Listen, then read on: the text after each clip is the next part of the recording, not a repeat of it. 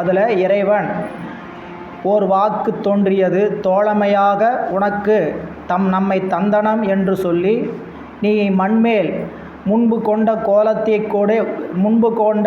கோலத்தோடே இம்மண்மேல் வேட்கை தீர மண்மேல் விளையாடுவாய் என்று இறைவன் அருளி செய்கிறார்.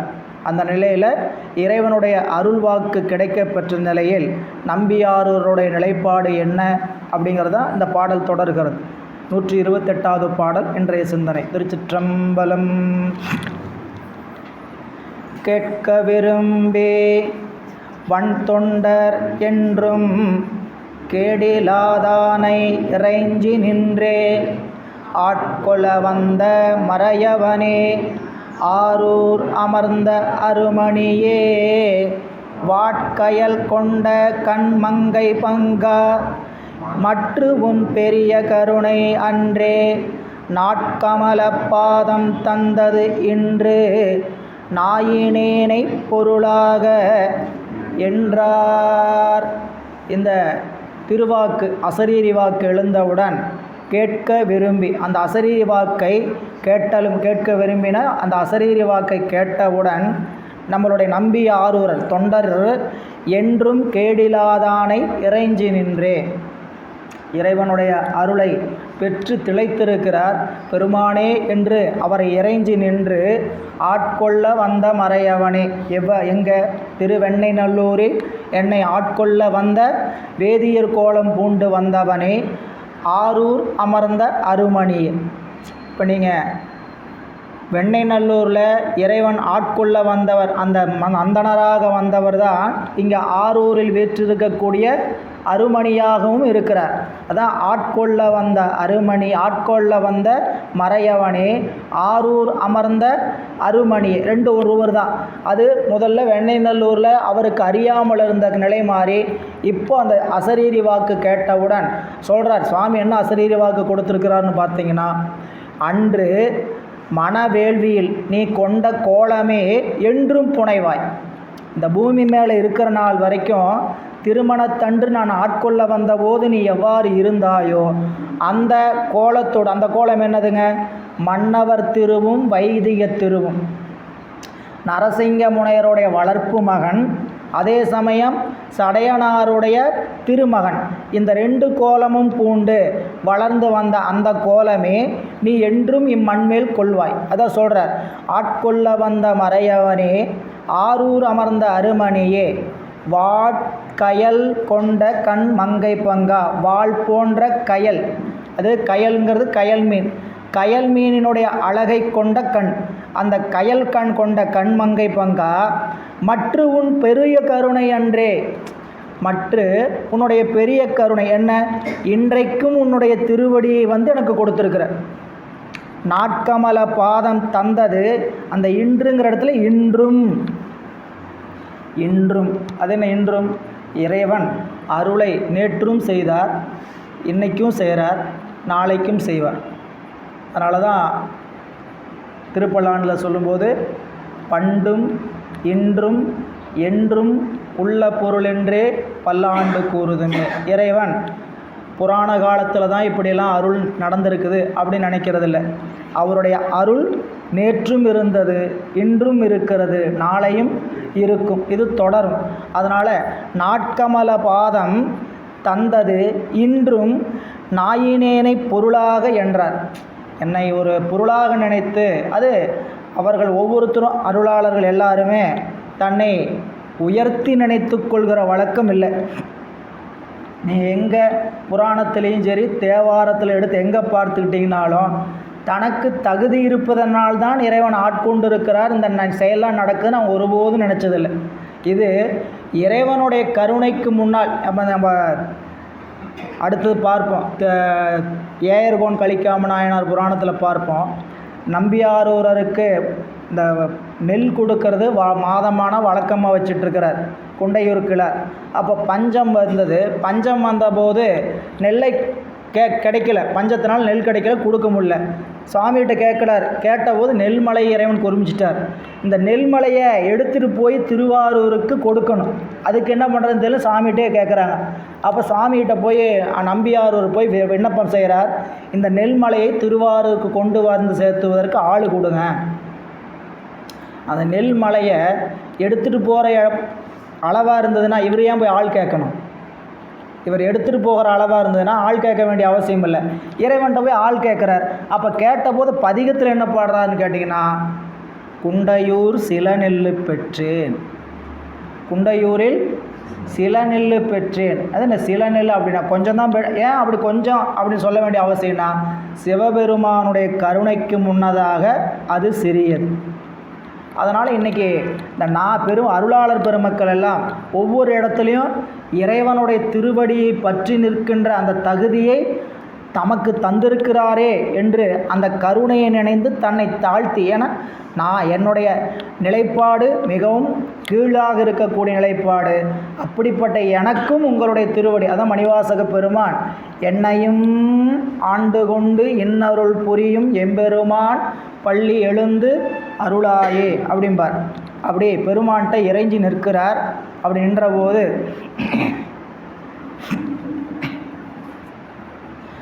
என்று பலமுறையால் வணங்கி எய்திய உள்ள கலிப்பினோடும் வென்றே அடல் விடை போல் நடந்து வீதி விடங்கப் பெருமான் முன்பு சென்று தொழுது துதித்து வாழ்ந்து திருமாளிகை வளம் செய்து போந்தார். அன்று முதல் அடியார்கள் எல்லாம் தம்பிரான் தோழர் என்றே அறைந்தார். இப்போது திருக்கோயிலிருந்து வரார் வெளியே. என்ன கேட்டுட்டு என்ன வாங்கிட்டு வரார்? இறைவனுடைய திருவருளை பெற்றுட்டு வரார். சுவாமி தம்பிரான் தோழராக அவரை அறிவிக்கிறார். எம்மை உமக்கு தோழமையாக தந்தனம். இப்படி அருமையானது ஒரு அருளை பெற்று வெளியே வரார். வெளியே வந்தவர் எப்படி வந்தார்னு கேட்டிங்கன்னா, அடல் விடை. அடல் விடை என்பது நல்ல போர் ஏறுன்னு சொல்லுவாங்க. போர் ஏறுனா ஒரு செயலை தாக்கி அழிக்கக்கூடிய ஆற்றலுடைய விடை. போரேரே நின் பொன்னகர்வாய் நீ போந்திருளி இருள் நீக்கி வாரேரிளமென்முளையாளுடன் வந்து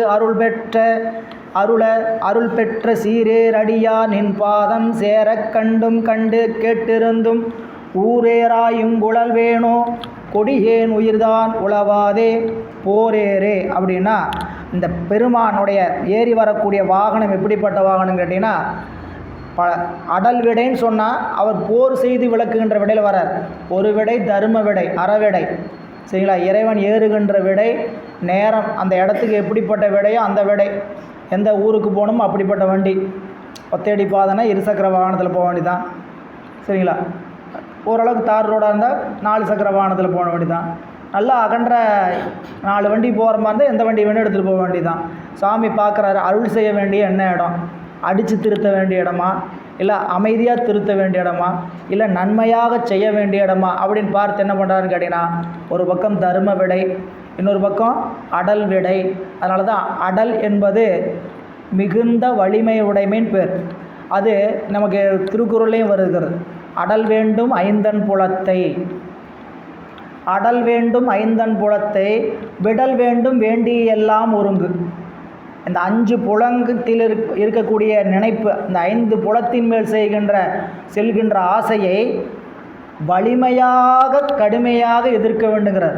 அடல் வேண்டும் ஐந்தன் புலத்தைனா நீக்கணும். எப்படி நீக்கணும்னு கேட்டிங்கன்னா, உறுதிப்பாட்டோடு இருந்து நிற்க வேண்டும் அப்படின்னு காட்டுவார். அப்போ இங்கே என்று பலமுறையால் வணங்கி இறைவன்ட்ட என்னை ஆட்கொள்ள வந்து இப்படி அருமைப்பாடு செய்திருக்கக்கூடிய பெருமானீரே அப்படின்னு வணங்கி எய்திய உள்ள கழிப்பினோடும் சுவாமிகிட்ட மகிழ்ந்து, சரி இப்போ கோயிலுக்குள்ளேருந்து வெளியே வர்றார். வரும்பொழுது அவருடைய தோற்றம் எப்படி இருக்குன்னு கேட்டால் அப்படியே இருமாப்பு. அப்படியே ஏன்னு கேட்டிங்கன்னா, யார் எனக்கு நண்பர் தெரியுமா? இப்போ எனக்கு யார் நண்பர் தெரியுமா?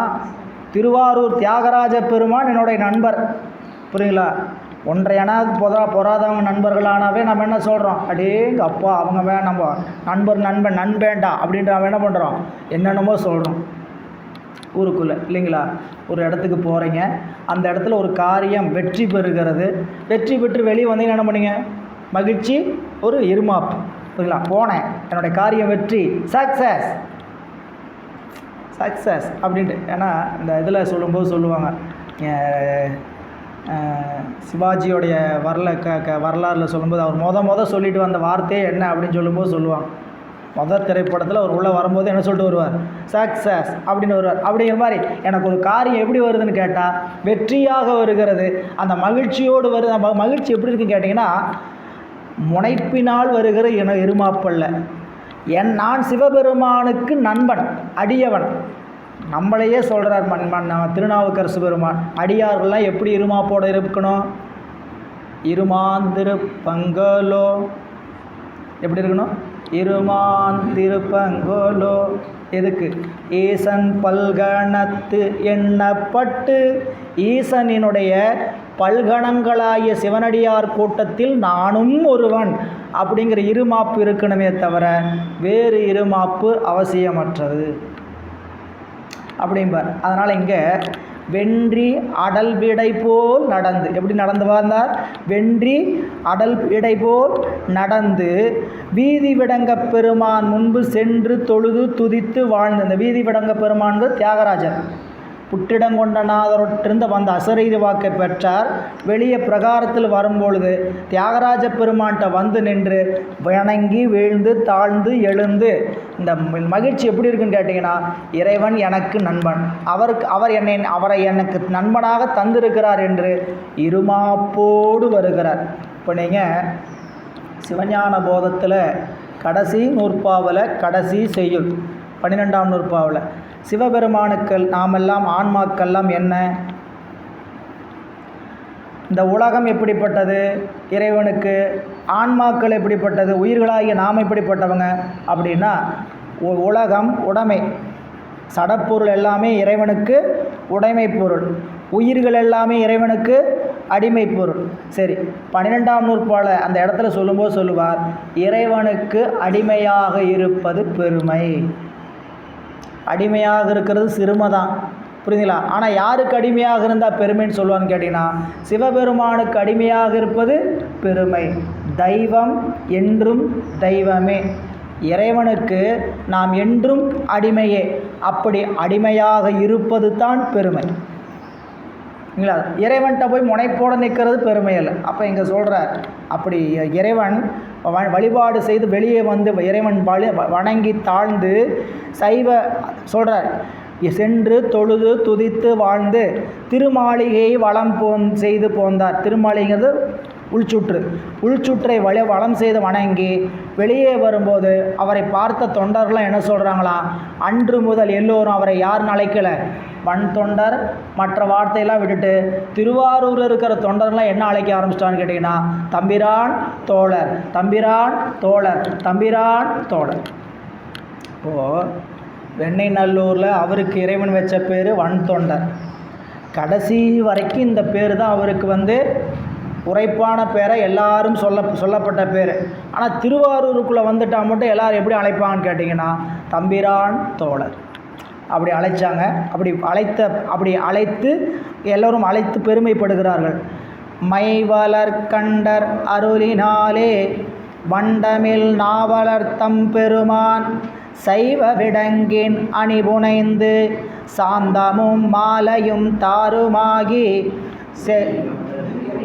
மெய்வளர் கோலமெல்லாம் பொலிய மிக்க விழுத்தவ வேந்தர் என்ன தெய்வமணி புற்றுளாரை பாடி திளைத்து மகிழ்வொடும் செல்லா நின்றார்.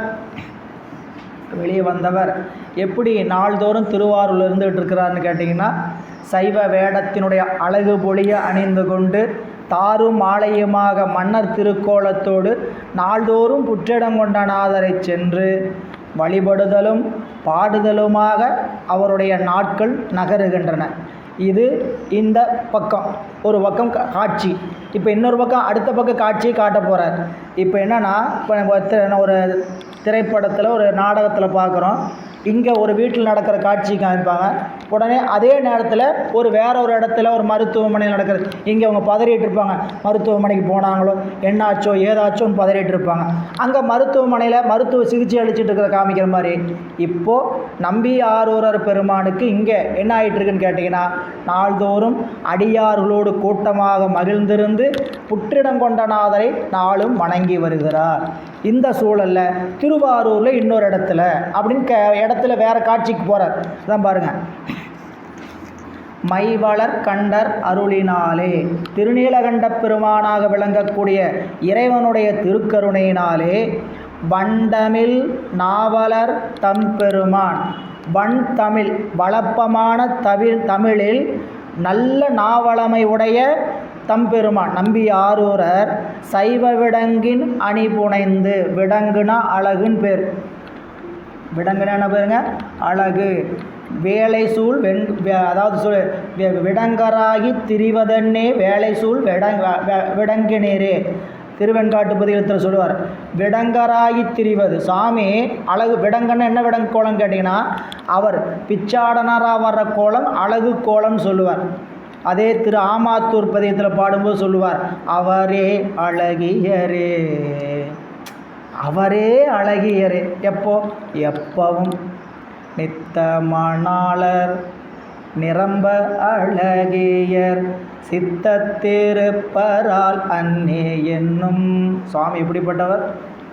நித்தமணாளர், நிரம்ப அழகியர், எப்பயுமே மணவாள கோலத்தில் இருப்பவர், எப்பையும் அழகு உண்டு இருப்பவர். நேற்றிருந்த அழகு நம்ம இடத்துல இன்றைக்கி இருக்கார், கண்டிப்பாக இருக்குது. ஆனால் நம்மளுக்கு இன்றைக்கு காட்சியில் பார்த்தா என்ன தெரியும், நேற்று இருந்த மாதிரி தான் இருக்கிறோம். ஆனால் ஒரு 15 ஆண்டு 20 ஆண்டுக்கு முன்னாடி எடுத்த படத்தை பார்த்தா எப்படி இருந்தண்ணா அப்படின்னு நம்ம நினைப்போம். இன்றைக்கி இப்படி இருக்கிறோம் அப்படின்னு என்னன்னு கேட்டிங்கன்னா, வயது அப்படி கிழக்கில் தோன்றிய சூரியன் மேற்கோடி போனால் ஒரு நாளில் நம்மளுடைய ஆயுளுடைய ஒரு நாள் கழிகிறது. அதில் மூப்பும் நமக்கு நிகழ்கிறது. இறைவன் மூவாத மேனி, அவர் எப்படிப்பட்ட திருமேனின்னு கேட்டிங்கன்னா, மூப்பு என்பது அவருக்கு இல்லை, அதனால் என்றும் அழகியர். அதனால் இங்கே சொல்கிறார் சைவ விடங்குன்னா, இந்த சைவ விடங்குங்கிறது திருநீறு உத்திராக்கம் என்று சொல்லக்கூடியது சைவ விடங்குன்னா அழகு. சைவ திருக்கோலம்ங்கிற அழகு என்னன்னு கேட்டிங்கன்னா, சாதனத்தை அணிந்திருப்பது தான் அழகு. எல்லாரும் திருநீறு சாதனமாக ஏற்றுக்கொள்கிறோம், கண்டிகை சாதனமாக ஏற்றுக்கொள்கிறோமான்னு கேட்டால் அதில் எல்லாருக்கும் ஒரு தயக்கம். எல்லாருக்கும் நிறைய பேருக்கு கண்டிகை அணிவதில் தயக்கம். ஏன் தயக்கம் அப்படின்னு கேட்டிங்கன்னா, அதில் இன்னும் நம்மளுடைய பக்குவமின்மையும் அறியாமை தான் அதற்கு காரணம். ஏன் திருநீர் மட்டும் அணிந்தால் போதாதா, கண்டிகையும் அணியணுமா, உத்தராக்கு கட்டாயம் அணியணுமானா கட்டாயம் அணிய வேண்டும். சரிங்களா? இது ஆனால் நம்ம என்ன நினச்சிக்குவாங்கன்னு கேட்டிங்கன்னா, இதையெல்லாம் சொல்லி வற்புறுத்துவதற்காக அல்ல. திருநீர் எந்நேரமும் நம் நெற்றியில் இருக்கார். இறைவனுடைய திருமேனியில் இருக்கக்கூடிய அவயவங்கள் இதெல்லாம் எதுக்கு இறைவன் கொடுத்துருக்கிறாரு? சிவஞான போகத்தில் சொல்லும்போது சொல்லுவார், தன்னை தந்து, தனதுருவை தான் கொடுத்து. தன்னை அறிவதற்கு இறைவன் என்ன பண்ணாங்களாம்? தனதுருவை தான் கொடுத்து. எது அதன் அவனுடைய உறவு? சுடலை பொடி பூசி இருக்கக்கூடிய திருநீற்று கோலம், மாலை அணிந்திருக்கக்கூடிய கோலம், இந்த எல்லா கோலமுமே நாம் அவனை அறிந்து அனுபவிப்பதற்காக இறைவன் நமக்கு கொடுத்திருக்கக்கூடிய அணிகலன்கள். புரியுங்களா? அதை நாம் என்ன நினைக்கணும்னு கேட்டிங்கன்னா, இவையெல்லாம் அணிகலன். என்றைக்குமே அணிகலனாக இருக்கணும்னு நினைக்கணும். நாம் என்ன ஒரு தங்கம் போட்டுக்கிறதுல இருக்க ஆசை இருக்கும், ஒரு செயின் போட்டுக்கிறதுல, மோதிரம் போட்டு, இது எல்லாமே இருக்கும், ஆசை இருக்கும். ஆனால் எது உயர்ந்த அணிகலன் சிவனடியார்களுக்கு, அது இறை வழிபாட்டில் இருக்கிறவங்களுக்கு கேட்டிங்கன்னா, சைவ விடங்கு என்று சொல்லக்கூடிய திருநீரும் கண்டிகையும். புரியல? அதனால தான் இங்கே சொல்கிறார், சைவ விடங்கின் அணி புனைந்து. நம்பியார் அப்படியும் அணிந்திருந்தார். சாந்தமும் மாலையும் தாருந்தாங்கி, இது மன்னவருக்குரிய திருக்கோலத்தை தாங்கி மெய்வளர் கோலமெல்லாம் பொழிய. இந்த மெய்வளர் கோலம் என்ன அப்படின்னு கேட்டிங்கன்னா, நம்பியை பார்ப்பவர்களுக்கு, நம்பியாரூரரை நினைப்பவர்களுக்கு மெய்யை அடைவதற்கான அறிவு அவங்ககிட்ட விளங்குமா. திருக்காலத்தி திருப்பதியத்தில் கண்டார் காதலிக்கும் கணநாதன் எம் காலத்தியான் அண்டா உன்னையல்லால் அறிந்தேத்த மாட்டேனே. பார்த்தவர்களுக்கு மெய்வளர் கோலம் பொலிய, அது நம்பிகளை கண்டாருக்கு மெய்மையை வளர்த்துவதற்கேதுவாகி எல்லா திருக்கோலம். அந்த திருக்கோலத்தை பார்த்தா, நீங்கள் திருக்கோலத்தை பார்க்கின்ற போது நமக்கு என்ன ஏற்படும் அப்படின்னு கேட்டிங்கன்னா, அந்த சிவத்தை நினைப்பூட்டுகின்ற அறிவு வரும் நம்ம இடத்துல. அந்த அறிவு வருவதற்கு தான் அந்த திருக்கோலம். அந்த திருக்கோலம் நாம்ளும் போட்டிருக்கணும். கண்டார் அதில் அந்த திருக்கோலத்தை கண்டவங்களுக்கு என்ன பண்ணுன்னு கேட்டிங்கன்னா, இறைவன் மீது அந்த காதலை உண்டாக்கும். இன்னும் கொஞ்சம் புரிகிற மாதிரி நம்ம சொல்லணும்னு வச்சுக்கோங்க. நமக்கு பிடிச்சவங்களுக்கு என்னென்ன பொருள் பிடிக்கும் அப்படின்னு இருக்கும் வீட்டில், சரிங்களா? அது காதலியாக இருக்கலாம், மனைவியாக இருக்கலாம், நண்பராக இருக்கலாம். அந்த பொருள் பிடிக்குதுன்னு வச்சுக்கங்க. இந்த பொருள் அவங்களுக்கு ரொம்ப பிடிக்கும். ஒரு சாப்பிட்ற பொருள் வச்சுக்கங்க, இந்த ஃப்ளேவரில் அவங்களுக்கு ரொம்ப ஐஸ்கிரீம் பிடிக்கும். கடைக்கு போனீங்க, அவங்க இல்லாதப்போ போனீங்க, அந்த ஐஸ்கிரீமை பார்த்தோன்னு உங்களுக்கு என்ன நினைப்பு வரும்? யாரை நினைவு தோன்றும்? அவளுக்கு இது பிடிக்கும், அவனுக்கு இதை பிடிக்கும், சரிங்களா? வீட்டில் நம்மக்கிட்ட ஒரு நினைவு பொருள் கொடுத்துருந்தாங்க, அவங்க ஏதாவது ஒரு நாளில் இப்போ சிறந்த நாளில் கொடுத்துருந்தாங்க. அதை வீட்டில் நம்ம அலமாரியில் வச்சுருக்கிறோம், பார்க்கும்போது யாரை நினைவு விட்டுது? கொடுத்தவங்களை நினைவு விட்டுது, இல்லைங்களா? அப்போது இந்த சாதனங்கள்லாம் இறைவனை நினைவூட்டுவதற்காக கொடுக்கப்பட்டிருக்கக்கூடிய சாதனங்கள். அதனால் அந்த சாதனத்தினுடைய பெருமையை சொல்லி, அப்படி மெய்வளர் கோலமெல்லாம் பொலிய மிக்க விழு தவ வேந்தர் என்ன, மிகுந்த விழுமையான தவத்தை செய்யக்கூடிய வேந்தர். இங்கே தவமாவது சிவபூசனை, வேந்தர் என்று சொன்னது அரசரினுடைய திருவோடு இருப்பதனால், ரெண்டுமே அவரிடத்தில் புனைந்திருப்பதனால மிக்க விழுத்தவ வேந்தர் என்ன, தெய்வமணி புற்றுளாரை, மணி தெய்வ புற்று, அது புற்றிடம் கொண்ட நாதரை நாளும் திளைத்து மகிழ்வோடும் செல்லான் என்றார். நாளும் இறைவனை வழிபாடு செய்து சென்று கொண்டிருக்கக்கூடிய நாட்களில். அப்படி எங்கள் பாடலுடைய அமைப்பு மாறும் பாருங்கள், யாப்பு மாறும். அப்போது சேக்கிழார் பெருமான் வேறு ஏதோ ஒரு பகுதியை சொல்ல வருகிறார் அப்படின்னு பாட்டோடைய அமைப்பையே மாற்றிடுவார்.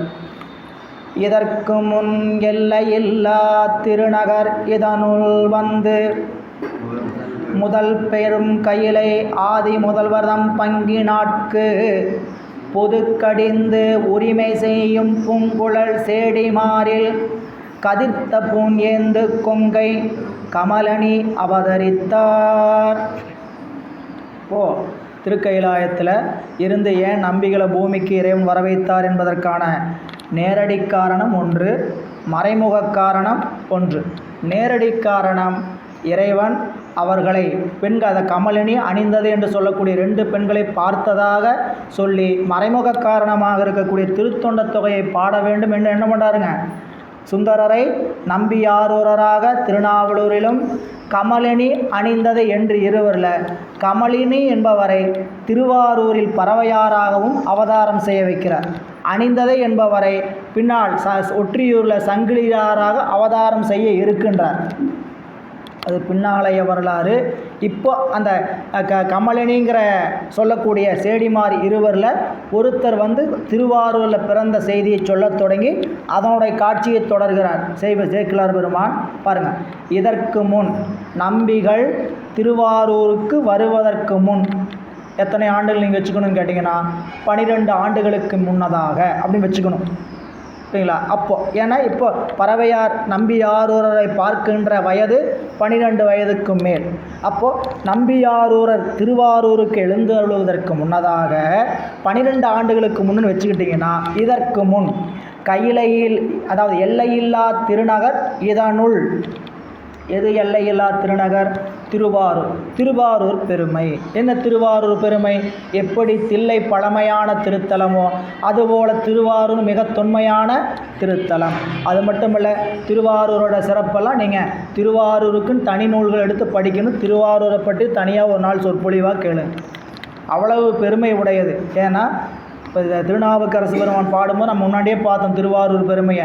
திருவாரூர் பெருமையில் திருநாவுக்கரசு திருத்தாண்டகத்தில் சொல்லும்போது, திசையெட்டும் திகைப்பதற்கு முன்னோ பின்னோ திருவாரூர் கோயிலா கொண்டனாலே, திசைகளெல்லாம் தோன்றுவதற்கு முன்னால் நீங்கள் இங்கே வந்தீங்களா, திசைகளெல்லாம் தோற்றுவித்து நீங்கள் இங்கே வந்தீங்களா அப்படின்னு சொல்லி எது முன்னால் நிகழ்ந்ததுங்கிற அளவுக்கு இல்லாமல் பழமையான சரிதமுடையது திருவாரூர். அப்படிப்பட்ட எல்லையில்லா திருநகர். என்ன எல்லையில்லா பெருமை அப்படின்னு கேட்டிங்கன்னா, சிவஞானத்தினுடைய பெருமை அத்தனையும் அளவின்றி நிறைந்திருக்கக்கூடிய ஆரூர். ஆரூர் அப்படின்னு என்னதுங்க, செல்வம் நிறைந்த ஊர். ஏற்கனவே பார்த்தோம். ஆரூர்னா திரு ஆரூர்னா செல்வம் நிறைந்திருக்கின்ற ஊருங்கனால அதுக்கு திருவாரூர். என்ன செல்வம்? சிவஞானமாகிய செல்வம் நிறைந்து கிடக்கின்ற திருவாரூர். அப்படிப்பட்ட திருவாரூரில் எல்லையில்லா திருநகருள் இதனுள் வந்து யார்? முதல் பெரும் கையிலை ஆதி முதல்வர்தம். முதல் பெரும் கையிலை, அதாவது முதல்வனாராக வீற்றிருக்கக்கூடிய இறைவன் வீற்றிருக்கின்ற கையிலை ஆதி முதல்வர் இறைவன் வீற்றிருக்கக்கூடிய அந்த திருக்கையிலையில் முதல்வர்தம் பங்கினட்கு. பங்கினாட்குன்னுங்க இறைவனுடைய ஒரு பாகமாக இருக்கக்கூடிய அம்பிகைக்கு பொது கடிந்து உரிமை செய்யும் பூங்குழல் சேடிமாரில். பொது கடிந்து அப்படின்னா அந்த பொது கடிந்துங்கிற வார்த்தை ஒரு முக்கியமான வார்த்தை. இறை வழிபாட்டில் நிற்கக்கூடிய எல்லாருக்குமே பொது கடிந்து உரிமை செய்கிற வழக்கம் கிடையாது. இப்போ நாம் இங்கே இருக்கிறவங்களை எடுத்துக்கலாம். சும்மா ஒரு கணக்கீட்டுக்கு எல்லோரும் கேட்டு ஒரு கணக்கீடு எடுத்தோன்னு வச்சுங்க, ஒரு 50 பேர்கிட்ட ஒரு சீட்டு கொடுத்து நாங்கள் என்னென்ன இறைவனை நீங்கள் கும்பிடுவீங்க, எந்தெந்த சாமி உங்களுக்கு கும்பிடுவீங்க பிடிச்சிருக்கு அப்படின்னு எழுதுன்னு சொன்னால் எல்லாருமே ஒரு கடவுளுக்கு மேலே எழுதுவோமா, ஒரு கடவுள் மட்டும் எழுதுவோமா? அது என்ன? ஏகநாயக வழிபாடு என்பது நம்ம இடத்துல ரொம்ப குறைவு. ஆனால் இந்த அருளாளர் பெருமக்களை எப்படி வழிபாடு செய்தான்னு கேட்டிங்கன்னா, ஏகநாயக வழிபாடு. அதில் நம்மளுடைய இறைவனுக்கு அம்பிகையாக இருக்கக்கூடிய அந்த சேடிமார் பெண்கள், அம்பிகைக்கு துணையாக இருந்த அந்த 2 பணிப்பெண்கள் கமலினி அணிந்த 2 பேர் எப்படின்னு கேட்டிங்கன்னா, பொது கடிந்து உரிமை செய்யும். அப்படின்னா இறைவனை தவிர வேறு யாருக்கும் பணி செய்கின்ற வழக்கம் அவங்ககிட்ட இல்லை. இன்னும் கொஞ்சம் ஆழமாக பார்த்தா உமையம்மையை தவிர வேறு யாருக்கும் அவங்க பணி செய்ய மாட்டாங்க. பணி செய்வது தமக்கே உரியது என்று எடுத்துக்கொண்டு செய்யுது. இப்போ பணி செய்கிறது எல்லாத்துக்கும் உரிமை. நீங்கள் இங்கே வகுப்பு முடிஞ்சதுன்னா உணவு கொடுத்தீங்கன்னா இந்த உணவு கொடுக்கறது எல்லாத்துக்கும் உரிமை இருக்கா இல்லையா? இருக்கா இல்லைங்களா? உண்டு. ஆனால் யார் எல்லாம் என்ன பண்ணுறோம்? பணி செய்கிறவங்க என்ன பண்ணிக்கிறோம்? எனக்கே உரிமையானதுன்னு சொல்லிட்டு நாம் போய் அந்த பணியை எடுத்து செய்கிறோம் இல்லையா? இதுக்கு பேர் பொது கடிந்து உரிமை செய்தல் பேர். திருத்தாண்டகத்தில் ஒரு இடத்துல அப்பர் சுவாமிகள் பொது நீக்கி தனை நினைய வல்லோர்க்கு என்றும் பெரியானை பெரும்பற்ற புலியூரானை பேசாத நாளெல்லாம் பிறவா நாளே. என்ன பொது நீக்கின்னு கேட்டிங்கன்னா, வழிபாடு என்பது எல்லோருக்கும் உரியது, இறைவனை வழிபாடு என்பது எல்லோருக்கும் உரியது. ஆனால் எல்லா இறைவனையும் வழிபாடு செய்வது வழிபாடுன்னா சிவபெருமானை மட்டுமே வழிபாடு செஞ்சீங்கன்னா அதுக்கு பேர் பொது நீக்கி தனை நினைதல். அதுக்கு என்னன்னு கேட்டிங்கன்னா ஏகநாயக வழிபாடுன்னு பேர். நீங்கள் திருச்செங்கோடு வரலாறு உங்களுக்கு தெரியும், மாதுரபாகர் வரலாறு.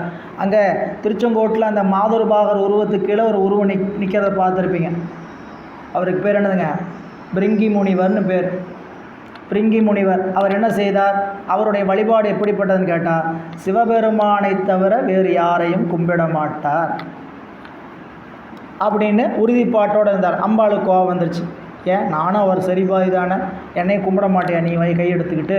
ஏன்னா அன்பு செய்கிறவங்க ஒருத்தர் மேலே அன்பு செய்கிறாங்க அப்படின்னா நம்மளுக்கு பக்கத்தில் என்ன வந்துடும்? பொறாமை வந்துடும். ஏன் என் மேலே அன்பு செலுத்தக்கூடாதா? நான் என்ன உனக்கு குறைஞ்சி போயிட்டேன் அப்படிங்கிற மாதிரி அம்பிகை என்ன பண்ணாங்க? அவர் தனியாக இருந்தால் தானே நீங்கள் அவரை மட்டும் கும்பிட்டுட்டு வருவேன், சுற்றிட்டு வருவேன். இதோ நான் அவரில் சரிபாதி ஆகிறேன் பாருன்னு சரிபாதி ஆனாங்க. இவர் என்ன பண்ணார்னு கேட்டிங்கன்னா, வண்டு உருவம் எடுத்து வயிற்றில் துளை இருக்கக்கூடிய இடத்துல உருவாக்கி அப்படி பூந்து இறைவனை மட்டும் அப்பயும் இறைவனை மட்டும் சுற்றி வந்தார். அம்பிகை சினமுற்று உனக்கு உடலில் வலிமையற்று போவதாகன்னு சொல்லி வலிமை இழக்க வச்சாங்க. இல்லைங்களா? இந்த வலிமை இழந்ததுனால அப்பையும் இறைவனை நோக்கி உயர்ந்த தவம் செய்தார். அம்பிகை மனம் மாறி இறைவனோடு ஒன்றுபட்டு அவருக்கு ஊன்றுகோல் கொடுத்து அவரை தனது திருவடி கீழே நின்று வழிபாடு செய்கிற மாதிரி செஞ்சார். இது ஏகநாயக வழிபாட்டினுடைய உயர்ந்த நிலை. எல்லா இடத்துலையுமே பார்க்கலாம், நான் இறைவனை தவிர வேறு எவரையும் வழிபாடு செய்வதில்லை அப்படிங்கிறது. அப்படின்னு என்னன்னு கேட்டிங்கன்னா, சிறு தெய்வ வழிபாட்டுக்கு நம்ம இடம் கொடுக்கறதில்ல. நல்லா புரிஞ்சுக்கணும். நீங்கள் இந்த வழிபாடு எப்படி இருக்கணும்? சிறு தெய்வ வழிபாடு. அதனால தான் சென்று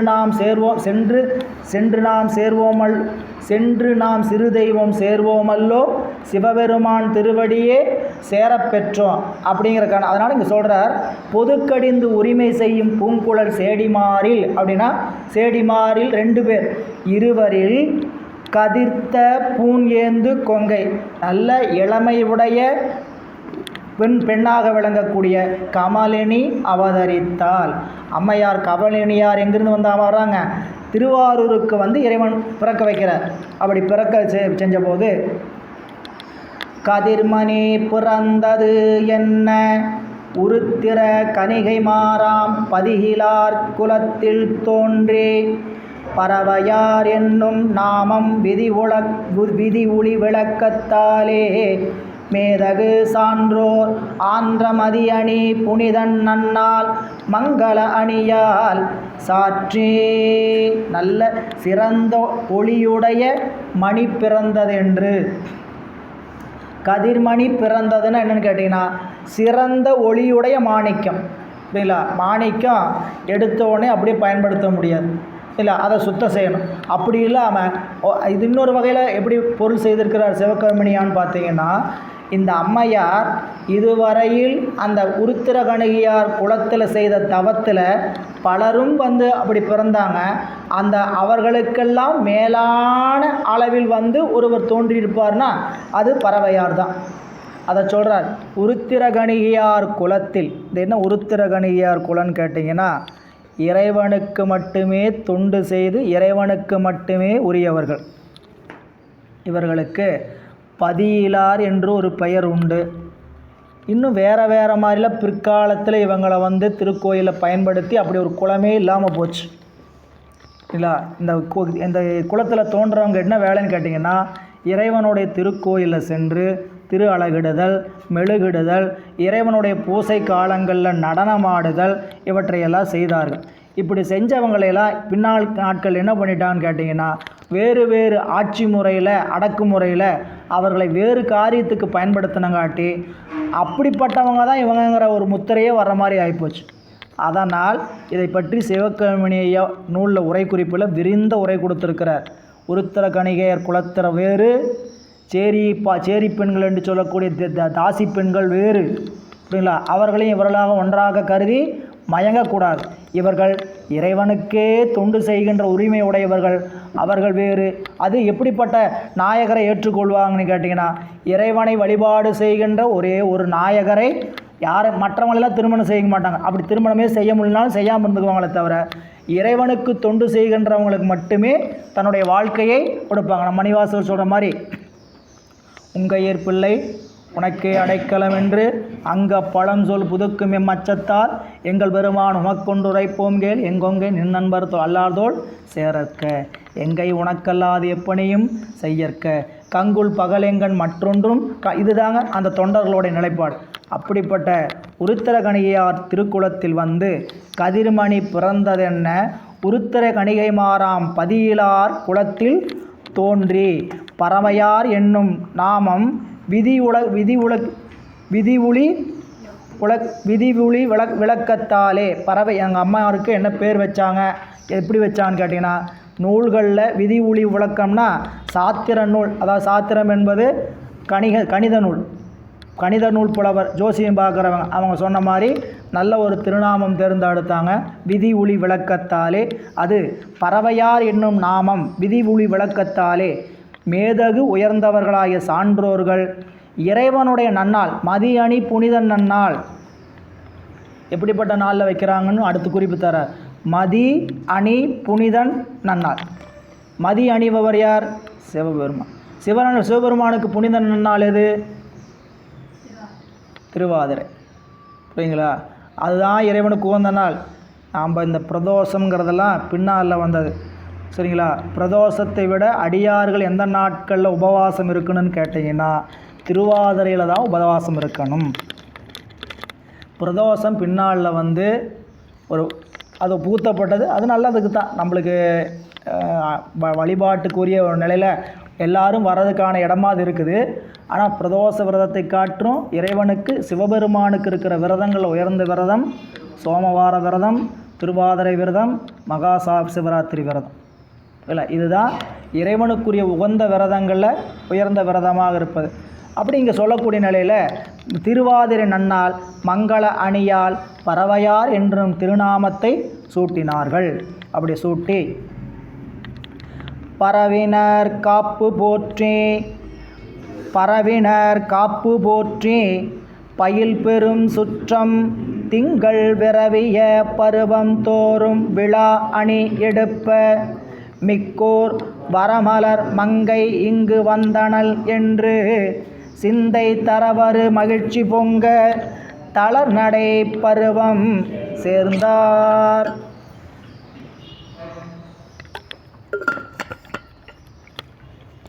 இப்போது பெயர் வச்சாச்சு. அடுத்து என்ன? ஒவ்வொரு மாதமும் செய்ய வேண்டிய சடங்குகள் செய்யணும். குழந்தை பிறந்தா இந்த குழந்தை ஒரு ஆண்டு வரைக்கும் கடத்துறதுன்னா பெற்றோர்களுக்கு அதுவும் பெண்களுக்கு மிகுந்த அப்படியே ஒரு பெரிய சாமானியமான விஷயமே அல்ல. ஏன்னா அது எந்நேரமும் கவனிக்க வேண்டிய ஒன்று. அது அந்த குழந்தைக்கு எதுவும் நலுங்காகாமல் இருக்கணும், பாதுகாப்பாக பார்க்கணும் அப்படின்ட்டு என்ன பண்ணுவாங்க, காப்பு இடுப்பில், கையில், காலில் சண்டை கட்டுறது, இடுப்பில் மணி கட்டுறது, கழுத்தில் மணி கட்டுறது, அப்படி அந்த நிலா போல் மணி கட்டுறது, இதெல்லாம் எதுக்குன்னு கேட்டிங்கன்னா பரவினர் காப்பு போற்றி. யாரை பரவி? பயில் பெரும் சுற்றம், நல்ல சுற்றத்தார்கள் எல்லாம் உரிய தெய்வங்களை பரவி. எந்த உரிய தெய்வம்? திருமாலே, என்னுடைய குழந்தைக்கு பாதுகாப்பாக இரு. காவல் தெய்வம் அவர் தான் இல்லைங்களா? அதனால் திருமாலுக்குரிய அந்த சங்கு சதங்கையில் அப்படிங்க சங்கெல்லாம் போடுறோம். சங்கு அந்த நட்சத்திரம் போல் இதெல்லாம் ஏன் போடுறோம் அப்படின்னு கேட்டிங்கன்னா, சங்கு சக்கரம்லாம் ஏன் போடுறோன்னு கேட்டிங்கன்னா புற்றுமாலை நனைந்து போடுறது. இதுக்கு பேர் காப்பு பருவம்னே பேர்.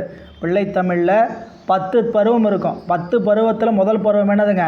காப்பு பருவம். புரியுங்களா? காப்பு பருவம் நீங்கி தளர்நடை பருவம், செங்கீரை பருவம், சப்பாணி பருவம், மொத்த பருவம், தாளப்பருவம் அப்படின்னு சொல்லி பருவம் இருக்குது. என்ன? ஒரு குழந்தை ஒரு குறிப்பிட்ட வயது தாண்டுற வரைக்கும் நடந்து தளர்நடை போட்டுற வரைக்குமே அந்த பருவத்தை சொல்லி பாடுவாங்க. இந்த பிள்ளைத்தமிழ் எதில் பாடுவாங்கன்னு கேட்டிங்கன்னா இறைவனுக்கு பாடுவாங்க. முருகப்பெருமானுக்கு எத்தனை பிள்ளைத்தமிழ், பழனி பிள்ளைத்தமிழ் அப்படின்னு சொல்லி திருச்செந்தூர் பிள்ளைத்தமிழ், ஒவ்வொரு திருத்தலத்துக்கும் பிள்ளைத்தமிழ் இருக்குது. இந்த பிள்ளைத்தமிழ்லாம் பின்னாடி வந்து இருக்கக்கூடிய புலவர்கள் கவிகள் பாடினது. நீங்கள் பழனி பிள்ளைத்தமிழ்லாம் ரொம்ப கேட்டிங்கன்னா ரொம்ப இனிமையாக இருக்கும். கேட்டு பாருங்கள். பழனி பிள்ளைத்தமிழ்லாம் ரொம்ப இனிமையாக இருக்கக்கூடிய பிள்ளைத்தமிழ். திருச்செந்தூர் பிள்ளைத்தமிழ் அப்படித்தான். அதே மாதிரி அம்பிகைக்கும் பாடியிருக்காங்க. மீனாட்சி பிள்ளைத்தமிழ் அப்படின்னு சொல்லக்கூடிய அமுதாம்பிகை பிள்ளைத்தமிழ், அப்படி நிறைய பிள்ளைத்தமிழ் இருக்குது. இப்படி சிவபெருமானுக்கு பிள்ளைத்தமிழில் நல்லா புரிஞ்சுக்கணும். சரிங்களா? ஏன் அவர் பிறந்தார் வளர்ந்தார்னு கதையை சொல்லக்கூடாதுங்கிறக்காக என்ன பண்ணக்கூடாது? பிள்ளைத்தமிழ் சிவபெருமானுக்கு. பிள்ளைத்தமிழ் எல்லாருக்கும் உண்டு. எங்கள் அம்பிகைக்கு உண்டு, இவர் முருகப்பெருமானுக்கு உண்டு, எல்லாம். தெய்வ சேக்கிழார் பெருமானுக்கே பிள்ளைத்தமிழ் இருக்குது. மீனாட்சி சுந்தரம் பிள்ளை பாடியிருக்கிறார். தெய்வ சேக்கிழார் பெருமானுக்கு பிள்ளைத்தமிழ் பாடுவார். அந்த காப்பு பருவத்தில் பாடும்போது பிள்ளைத்தமிழில் சொல்லுவார், தெய்வ சேக்கிழார் பெருமானை காக்கணும். யார் காக்கணும்? இவங்களாம் காக்க முடியுமா? யாரும் காக்க முடியாது. சரிங்களா? அங்கே காப்பு சொல்லும்போது ரொம்ப அருமையாக சொல்லுவார். அந்த தெய்வ நலம் பொருந்தி அந்த வாக்கில் வந்து சரஸ்வதி வந்து காவல் காத்துட்டு நிற்பாங்களாம். எதுக்கு? இவருக்கு என்ன சொல் எடுத்து தரலாம், என்ன சொல் எடுத்து தரலாம் அப்படின்னு காத்து கொண்டு இருப்பாங்களாம். அப்படின்னு பிள்ளைத்தமிழ் அதுவும் ரொம்ப இனிமையான மீனாட்சி அம்மன் பிள்ளைத்தமிழ். ஏன்னா மீனாட்சி பிள்ளைத்தமிழ் பாடினவர் அவர் தான். நம்மளுடைய தெய்வ சேக்கிழார் பெருமானை 10 கம்பர்னு சொன்னார். சரிங்களா? மீனாட்சி சுந்தரம் பிள்ளையினுடைய தமிழ் கவிக்கு அளவே கிடையாது. நூல் படித்த நல்லா நீங்கள் ரசிக்கலாம். இங்கே பரவினர் காப்பு, சுற்றங்கள் எல்லாம் உரிய தெய்வங்களை அழைத்து காப்பு. என்ன காப்பு? நெற்றியில் பல வகையான ரட்சதை அணிகிறது. எல்லாவற்றுக்கும் மேலாக திருநீர் தான் உயர்ந்த காப்பு. திருநீரை விட உயர்ந்த காப்பு இல்லைங்கிறது எம்பிரான் ஞானசம்பந்த பெருமானுடைய புராணம். புரியுங்களா? அவங்க பெற்றோர்கள் ஞானசம்பந்த பெருமான் திருவதாரம் செஞ்சோன்னே பல வகையான காப்புகளை அணிவித்தார்கள். எல்லாவற்றிற்கும் மேலாக திருநீற்று காப்பை அணிவித்தார்னு சொல்லுவார். அப்போது திருநீர் உயர்ந்த காப்பு. காப்புன்னு என்ன? நம்மளுக்கு பாதுகாப்பு. காப்புன்னு நமக்கு பாதுகாப்பு. என்ன பாதுகாப்பு? நாம் இன்றைக்கி என்னென்னமோ காப்பெல்லாம் வாங்கி போட்டிருக்கிறோம்ல. சரிங்களா? கையில் போட்டிருக்கிறத பார்த்தா சில பேருக்கு இது என்னென்ன ஊரில் என்னென்ன கலர்லன்னு ஒன்று பச்சை போட்டிருக்காங்க, மஞ்சள் போட்டிருக்காங்க, சிவப்பு போட்டிருக்கிறாங்க, கருப்பு போட்டிருக்கிறாங்க. புரியுங்களா? அத்தனை காப்பு. சரிங்களா? இந்த காப்பெல்லாம் மேலான காப்பு திருநீற்று காப்பு. கங்காளன் பூசும் கவசத் திருநீர். அது என்ன காப்பு? கவசத் திருநீர். திருநீர் தான் கவசம். புரியுது? நாம் நிறைய கவசம் வச்சுருக்கிறோம். புல்லட் ப்ரூஃப் கூட இருக்குது, புரியுங்களா? வாட்டர் ப்ரூஃப் இருக்குது, என்னென்னமோ ப்ரூஃபெலாம் இருக்குது, பாதுகாப்பு கவசம். ஆனால் எல்லா கவசத்துக்கும் மேலான கவசம் திருநீற்று கவசம். யாரெல்லாம் சொல்கிறார்? திருமூலர் சொல்கிறார், மாணிக்க வாசக பெருமான் சொல்கிறார், நானவாள் ஏந்தும் மையர் நாத பறை அறைமின் மானமாயேறும் மையர் மதிவெண் குடை கவிமின் ஆன நேற்று கவசம் அடைய புகுமின்கள் வானவூர் கொள்வோம் நாம் மாயப்படை வாராமே. திருநீற்று கவசம் போனால் நம்மளுக்கு எங்கே மாயப்படை வரப்போகுது? நீங்கள் என்ன கேடயத்தை எடுத்துகிட்டு போனோம்? திருநீர் கேடயத்தை எடுத்துகிட்டு போனீங்கன்னா புறத்துலேருந்து வந்து என்ன கவசம், என்ன படை தாக்காது? மாயைங்கிற படை தாக்காது. எல்லாம் சொல்லி எல்லாம் அறிந்தாலும் நம்மளால் என்ன பண்ண முடியாதுன்னு கேட்டிங்கன்னா, நெற்றியிலே நீரணிந்து நெறியாக உனை நினைந்து பற்றிலேன் உள்ள மதில் உன்னடி அப்படிங்கிற மாதிரி போய் பற்றுவோமா? பற்றுவது தான் சிரமமாக இருக்குது. எனவே இங்கு பறவினர் காப்பு போற்றி சுற்றங்கள் எல்லாம் அப்படி விரவிய பருவம் தோறும், திங்கள் விரவிய பருவம் தோறும் மாதந்தோறும், இந்த திங்கள்ங்கிறது என்னங்க? மாதந்தோறும். திங்கள் விரவிய பருவம் தோறும் விழா அணி எடுப்ப, விழாவை அன்போடு எடுப்ப, குழந்தை பிறந்திருக்குங்கிற மகிழ்ச்சியோடு எடுத்து ஆன்ற, அதை சொல்கிறார், சிந்தை மிக்கோர் வரமலை மங்கை இங்கு வந்தனள் என்று. எல்லோரும் நினைக்கிறான்னு கேட்டிங்கன்னா, வரமலர் மங்கை திருமகளே தோன்றினாள் என்றும்படி நினைத்து மகிழ்ச்சியோடு சிந்தை தர வர மகிழ்ச்சி பொங்க தளர்நடை பருவம் சேர்ந்தார். தத்தி தத்தி நடக்கிற பருவத்துக்கு பேர் தளர்நடை பருவம். அது எத்தனை வயதுங்க? ஓராண்டு. ஓராண்டு தான் தத்தி தத்தி நடக்க. அப்போ அம்மையார் எத்தனை மணிக்கு வயதுக்கு வந்துட்டாங்க? ஓராண்டு பருவம் நிறைவு, ஒரு வயது முடிகிறது. இப்போ அடுத்த செய்தி, மாநிலம் பிணையோ தெய்வ வளர் இள முகையோ தேனிலம் பதமோ வேலை திரை இளம் பவளவல்லி காணிலம் கொடியோ திங்கள் கதிரிளம் கொழுந்தோ காமன்தான் இளம் பருவம் கற்கும் தனி இளம் தனுவோ என்ன. இப்படி அவங்களுக்கு ஓராண்டு கடந்து இப்போ நேரம் 5வது ஆண்டுக்கு வர்றாங்க. இந்த பாட்டு 5வது ஆண்டில் எப்படி பறவையாருடைய எழில் நலம் இருக்குது அப்படின்னு கேட்டால் பார்க்குறவங்களுக்கெல்லாம் ஒரு ஐயப்பாடு. இளமானா, மாநிலம் பிணையோ, வளர் இள முகையோ, உடம்பை பார்த்தா பூத்து குலுங்குகின்ற முகை, அதாவது வெண்மொட்டு மொட்டு, அது பருவம் பூக்களை மொட்டு. இதில் ஒவ்வொரு இடத்துலையும் நீங்கள் கவனிக்க வேண்டிய ரொம்ப இன்றியமையாத பாடலுங்க. இந்த பாடலும் பின்னாடி அம்மையார் பருவமுற்றதுக்கப்புறம் ஆரூர் நம்பியாரூர் அவரை பார்க்கும்போது ஏற்பட்ட பாடலும் ஒப்பிட்டு பார்ப்பார் சிவகவிமணி ஐயா.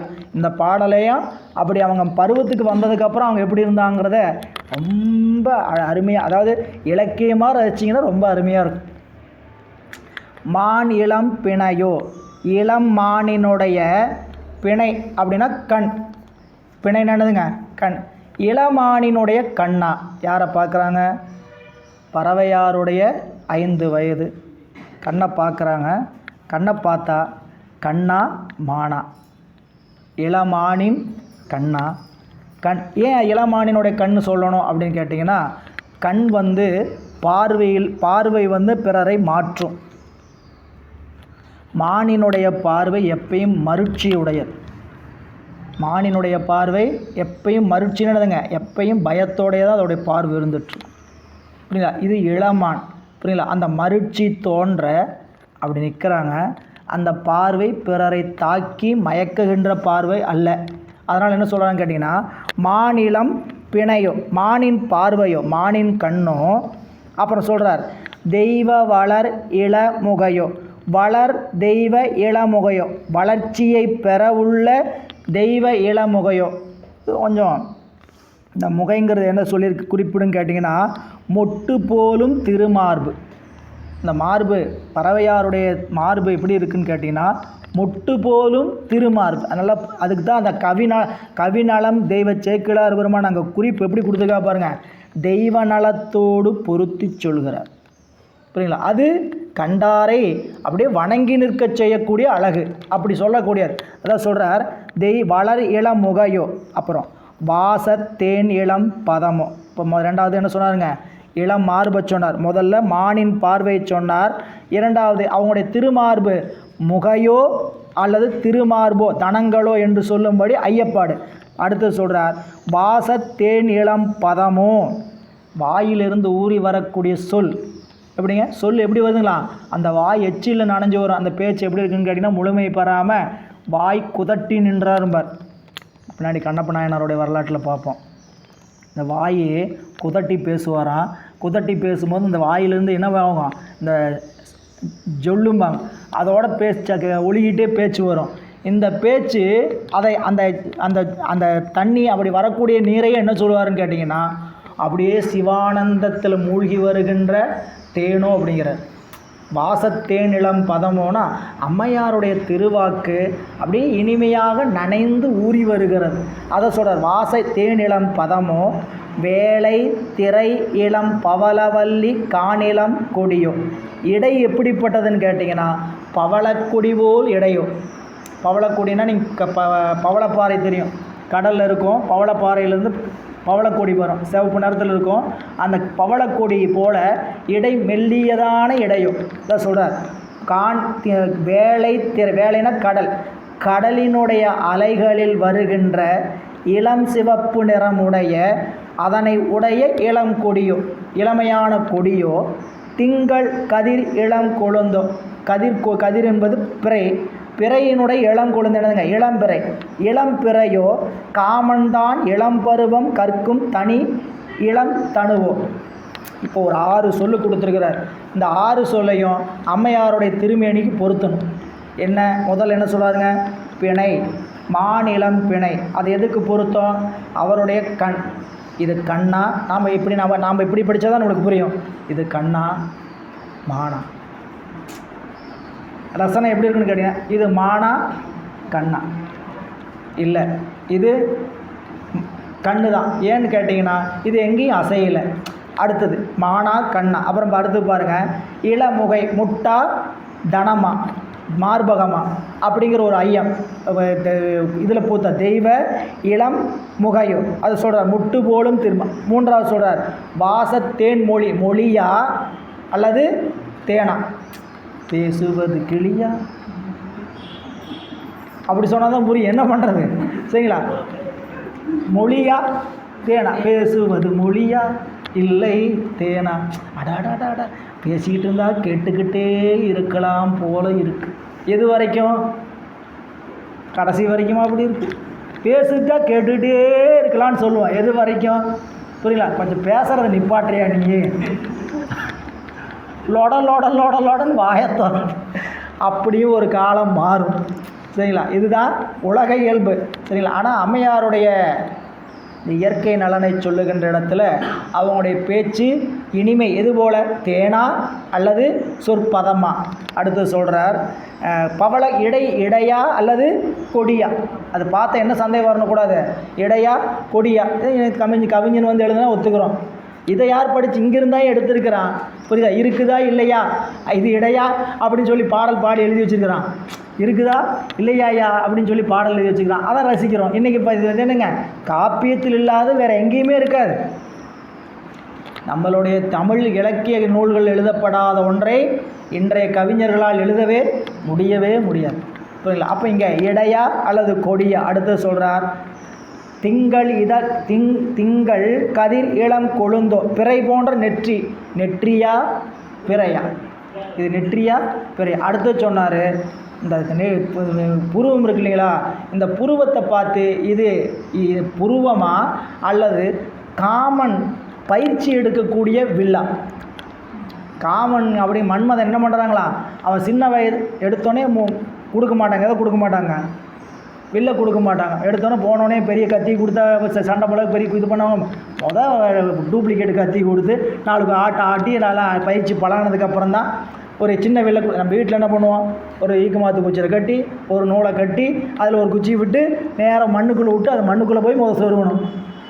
புரியுங்களா? அப்புறமேல என்ன பண்ணுறது, கொஞ்சம் வளர்ச்சி அடைஞ்சிச்சுன்னா குச்சி பெருசாகும், கயிறு பெருசாகும், வைக்கிற பொருள் என்ன ஆகுங்க, அதை விட மொத்தமாக வச்சு நல்ல ஒரு பலமானதில் விட்டு பார்க்குறது. இப்படி இந்த பயிற்சி எடுப்பதற்கு என்னன்னு சொல்கிற வர இந்த நீங்கள் அந்த நுட்பத்தை கவனிச்சிங்கன்னா இந்த புருவம், இளம் புருவம் மன்மதன் இளம் வயதில் கற்பதற்கு பயன்படுத்தி இருக்கக்கூடிய வில். இது என்ன செய்யாதுன்னு கேட்டிங்கன்னா யாரையும் சென்று தாக்க முடியாது, தாக்கி அழிக்க முடியாது. இது பெரிய வில்லாக இருந்திருந்தால் என்ன ஆயிருக்கும், அதே புருவம் பெரிய புருவமாக இருந்து, பெரிய புருவம்னாங்க வயது பருவத்துக்குரிய வயதாக இருந்ததுன்னா கண் பார்வை போதும், புருவம் போதும், வேறு எதுவுமே தேவையில்லை, என்ன ஆயிருங்க மயக்கி நிற்கும். இப்போ அம்மையாருடைய பார்வையோ புருவமோ என்ன செய்யலை, மயக்கக்கூடியதல்ல, இளமையான ஒன்று பார்த்து ரசிக்கிறது. அதனால் சொல்லுவாங்க இளமை என்பது மக்கள் மெய்தீண்டல் உடற்கின்பம் மற்றவர் சொற்கேட்டல் இன்பம் செவிக்கு. இளம் வயதில் அப்படி வளருகின்ற பருவத்தில் பார்க்குறதுக்கு அருமையாக இருக்கும். வளர்ந்த பிறகு தான் அந்த முதிர்ச்சினால் இந்த உரிய பருவம் தாண்டிச்சுன்னா தான் அந்த வயது பருவத்தினுடைய தோற்றமெல்லாம் மாறி அது விகாரங்கள் தோன்றுவதும் உண்டு. இங்கே சொல்கிறார், அப்படி அம்மையார் தனி இளம் தனுவோ என்று எல்லோரும் பார்ப்பவர்கள் அதிசயிக்கும்படி அங்கிருந்தது. நாடும் இன் பொற்பு வாய்ப்பு நாளும் நாள் வளர்ந்து பொங்க ஆடும் மென் கலங்கும் பந்தும் அம்மனை ஊசல் இன்ன பாடும் இன் இசையும் தங்கள் பனிமலை வள்ளி பாதம் கூடும் அன்பு உருகப் பாடும் கொள்கை ஓர் குறிப்பு தோன்ற. பார்த்தவங்கள்லாம் அருகில் கொஞ்சுகிற அளவுக்கு அவங்க அழகு. நாடும் மின் பொறுப்பு வாய்ப்பு, நாடும் மின் பொறுப்புன்னு படிக்கலாம், நாடும் இன் பொறுப்பு அப்படின்னு என்ன கேட்டிங்கன்னா மேலே சொன்னபடி நாடி எறியும்படி அழகு. பக்கத்தில் போகிறவங்க சும்மா போக மாட்டாங்க, என்னென்ன அழகு எங்கள் அழகு அப்படின்னு கண்ணத்தை பிடிச்சி ஒரு கிள்ளு கிள்றது, சரிங்களா, ஒரு மூக்கை பிடிச்சி ஒரு என்ன பார்த்தவர்களுக்கு அவ்வளவு அருமையான ஒரு காட்சி. அது நாடி அறியும்படிங்கிறார். அப்படி நாடி அறிகின்ற அந்த அழகு பொற்போடு அழகோடு விளங்குகின்ற அம்மையார் நாளும் நாளும் வளர்ச்சி பெருகி வருகிறார்கள். அந்த வயதுக்குரிய விளையாட்டு விளையாடுறாங்க. என்னென்ன விளையாட்டு, பெண்களுக்கே உரிய விளையாட்டு ஊசல், அம்மனை, கலங்கு, பந்து என்று சொல்லக்கூடிய. அதை சொல்கிறார் ஆடும் மின் கலங்கு. கலங்கு என்பது இந்த ரக்பின்னு சொல்லுவோம் இல்லைங்களா விளையாட்டு, இந்த களச்சிக்காயினே பேர். இளநி போலையே இருக்கும், இப்படி வடிவம் இருக்கும், இளநிக்காய் மாதிரியே இருக்கும், சின்ன காயான. நீங்கள் அது எங்கே சொல்கிறது, பார்க்கல திரைப்படத்துக்கு தான் போகணும், புரியுங்களா. உருட்டி விளையாடுவார் சிவல பெருமாண்டியில், அதுதான் களச்சிக்காய். அதை உருட்டி விளையாடுறது. இது ஒரு கலன் பந்துன்னு பேர்.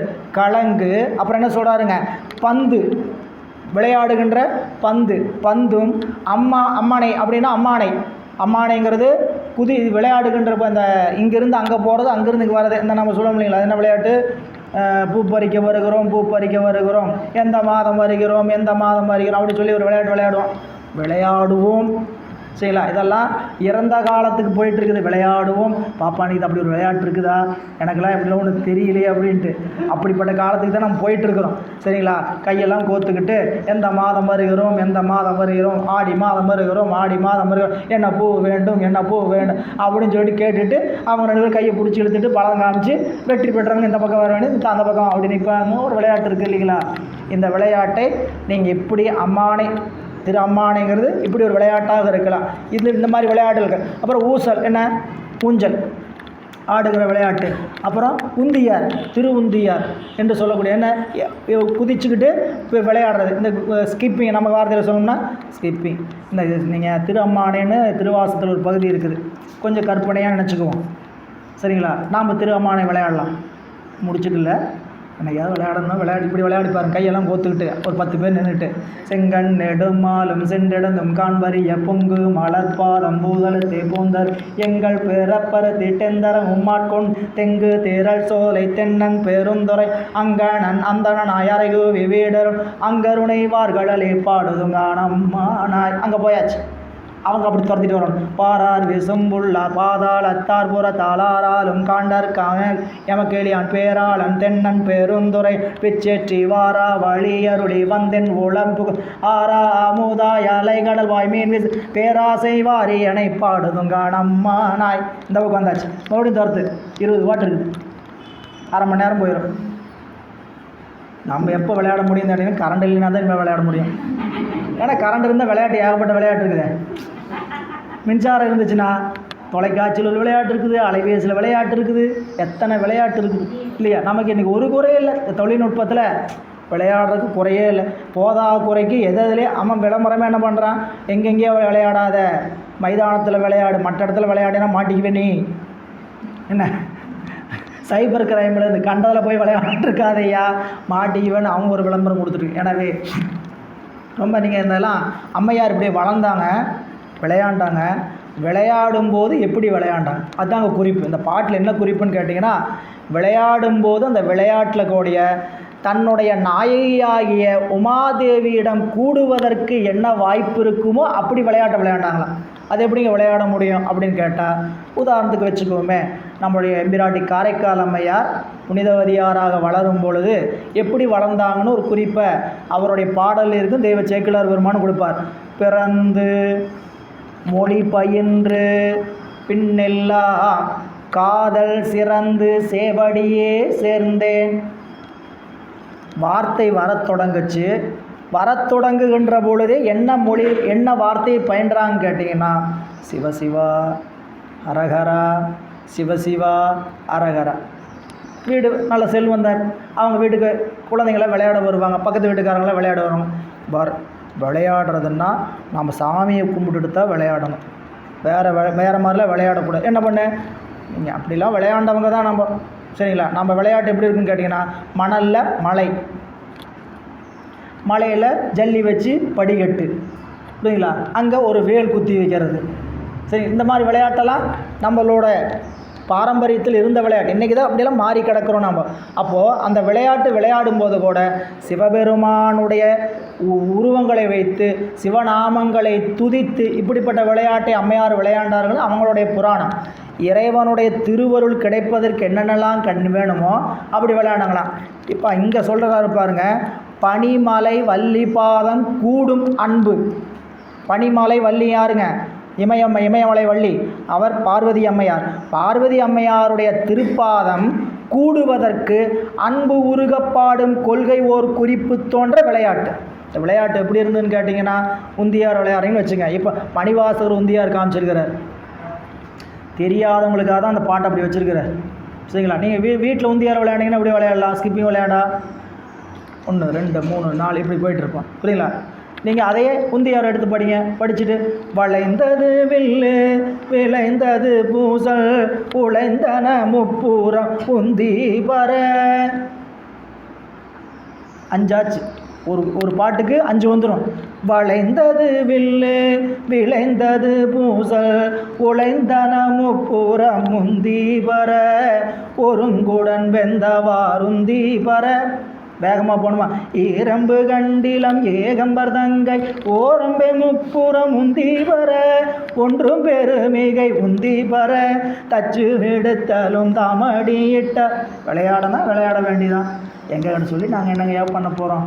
நாங்கள் குதிக்கவா முடியும்? இனிமேல் ஸ்கிப்பிங் விளையாடவா முடியும்? ஏங்கம்மா, இனிமேல் நம்ம திருவுந்தியார் அப்படிப்பட்ட ஒரு விளையாட்டு பாடல்னாலும் அதில் அப்படி சிவபெருமான் மணிவாசக பெருமான் திருவண்ணாமலைக்கு போனார். திருவண்ணாமலையில் காலையில் மார்கழி மாதம் அவர் போன மாதம் அப்படியே கவனித்தார். அவர் ஞான சிந்தனை உடையவர். அதனால் என்ன பண்ணாருன்னு கேட்டிங்கன்னா, பெண்களில் காலையில் மார்கழியிலேருந்து நேரமாக தை நீராடல்னு சொல்லக்கூடிய அம்பாவை நீராடல் போனாங்க. இதை பார்த்தாரு. அப்படிலாம் நீராட போகாதீங்க. நீங்கள் நீராட நீங்கள் பாட்டில் போங்க, யாரை நினச்சிட்டு போங்க? அண்ணாமலையாரை நினச்சிக்கிட்டே போய் கும்பிடுங்க. அண்ணாமலையாரை நினச்சிக்கிட்டே கும்பிடுங்க. அதுக்கு ஒரு பதிவு எழுதினார். காதார் குழையாட பைம்பூன் குள நாட கோதை குழலாட வண்டின் குழாமாட சீத புனலாடி. சீத புனலாடு. ஆனால் அங்கே போய் என்ன ஆடு? சிற்றம்பலம் பாடி. அங்கே போய் குதிக்கிறியா? என்ன சொல்லி குதி? திருச்சிற்றம்பலம் அப்படின்னு சாதாரணமாக கத்திட்டு குதிக்காதையா, நீ என்னன்னு சொல்லி குதி? திருச்சிற்றம்பலம் அப்படின்னு சொல்லி சொருவல் போட்டாலும் சரி, என்ன வேணா போடு. என்ன பண்ண? அதான் சொன்னார். சீத புனலாடி சிற்றம்பலம் பாடி சோதி தேரம் பாடி சூழ்கொன்றை தார் பாடி ஆதித்திரம்பாடி அந்த மாமா பாடி பேதித்து நம்மை வளர்த்தெடுத்த பெய்வலைத பாதத்திரம் பாடி ஆடேலோர் எம்பாவாய். ஒவ்வொரு பாட்டிலையும் வச்சிருக்கிறார். எப்படி போய் இறைவனை நினச்சி ஆட முடியும், பாட முடியும். ஒரு தண்ணியில் போய் விளையாடுகின்ற காலத்துக்கு கூட இறைவனை நினைந்து விளையாடுவதற்கான வாய்ப்பை உருவாக்கிறவர்கள் நம் ஞானிகள். நீங்கள் போய் அங்கே அது ஒரு சிற்றின்பமான ஒரு வேலையாக இருந்தாலும் அதில் நீங்கள் என்ன பண்ணலாம், சிவத்தை பெருக்கலாம். எல்லா உலகியல் முழுக்க அப்படித்தான். நாம் எடுத்துக்கொள்கின்ற பார்வை நம்மளுடைய வாய்ப்புக்கு ஏற்ற மாதிரி நம்ம என்ன பண்ணணும்னு கேட்டிங்கன்னா அதனால தான் திருவுந்தியார் நீங்கள் சாத்திர நூலில் சொல்லுவார், பெற்ற சிற்றின்பமே பேரின்பமாக, பெற்ற சிற்றின்பமே பேரின்பமாக முற்றவரும் பரிசறிந்து உந்தி வர முளையாது மாயை என்று உந்தி வர பின்னாடி சொல்ல போகிறார். அடுத்த திருமணம் ஆனதுக்கப்புறம் பாருங்கள். இனி 136வது பாடல். பிள்ளமை பருவம் மீதான பேதமை பருவம் நீங்கி அள்ளுதற்கு அமைந்த பொற்பால் அணங்கண் மெய்த்தனங்கள் ஈட்டம் கொள்ளமிக்கு உயர்வ போன்று கொங்கை கொங்கு அரும்பை வீழ்ப்ப உள்ளமை தன்மை முன்னை உண்மையும் தோன்ற உய்ப்பார். இப்போ பிள்ளமை பருவத்திலிருந்து பேதமை பருவம் எய்துகிறார், அதையும் தாண்டுகிறது. அப்போது பருவம்லாம் என்னென்ன பருவம் தெரியணும். நமக்கு தெரிஞ்சது தான் பிள்ளைமை பருவம் பேதமை பருவம் என்று சொல்லக்கூடியதில் பேதை, பெதும்பை, மடந்தை, மங்கை, மடந்தை, அறிவை, தெரிவை, பேரிளம்பேன். 1லிருந்து 4-5 வயது வரைக்கும் பேதைன்னா என்னதுங்க, சிறு வயது. அது பருவத்திலே குறிக்கப்பட மாட்டாது. அந்த பருவத்தை தாண்டி 5லேருந்து 7க்கு வந்தீங்கன்னா பேதை. 7 முடிஞ்சு 8, 9, 8லேருந்து 11க்கு வந்தீங்கன்னா பெதும்பை. அதுக்கு அடுத்தது மங்கை. மங்கைங்கிறது 12லிருந்து 13 வயது வரைக்கும் மங்கை. மடந்தை என்பது 14லிருந்து 16 வயது வரை 19 வயது வரைக்குமே மங்கை.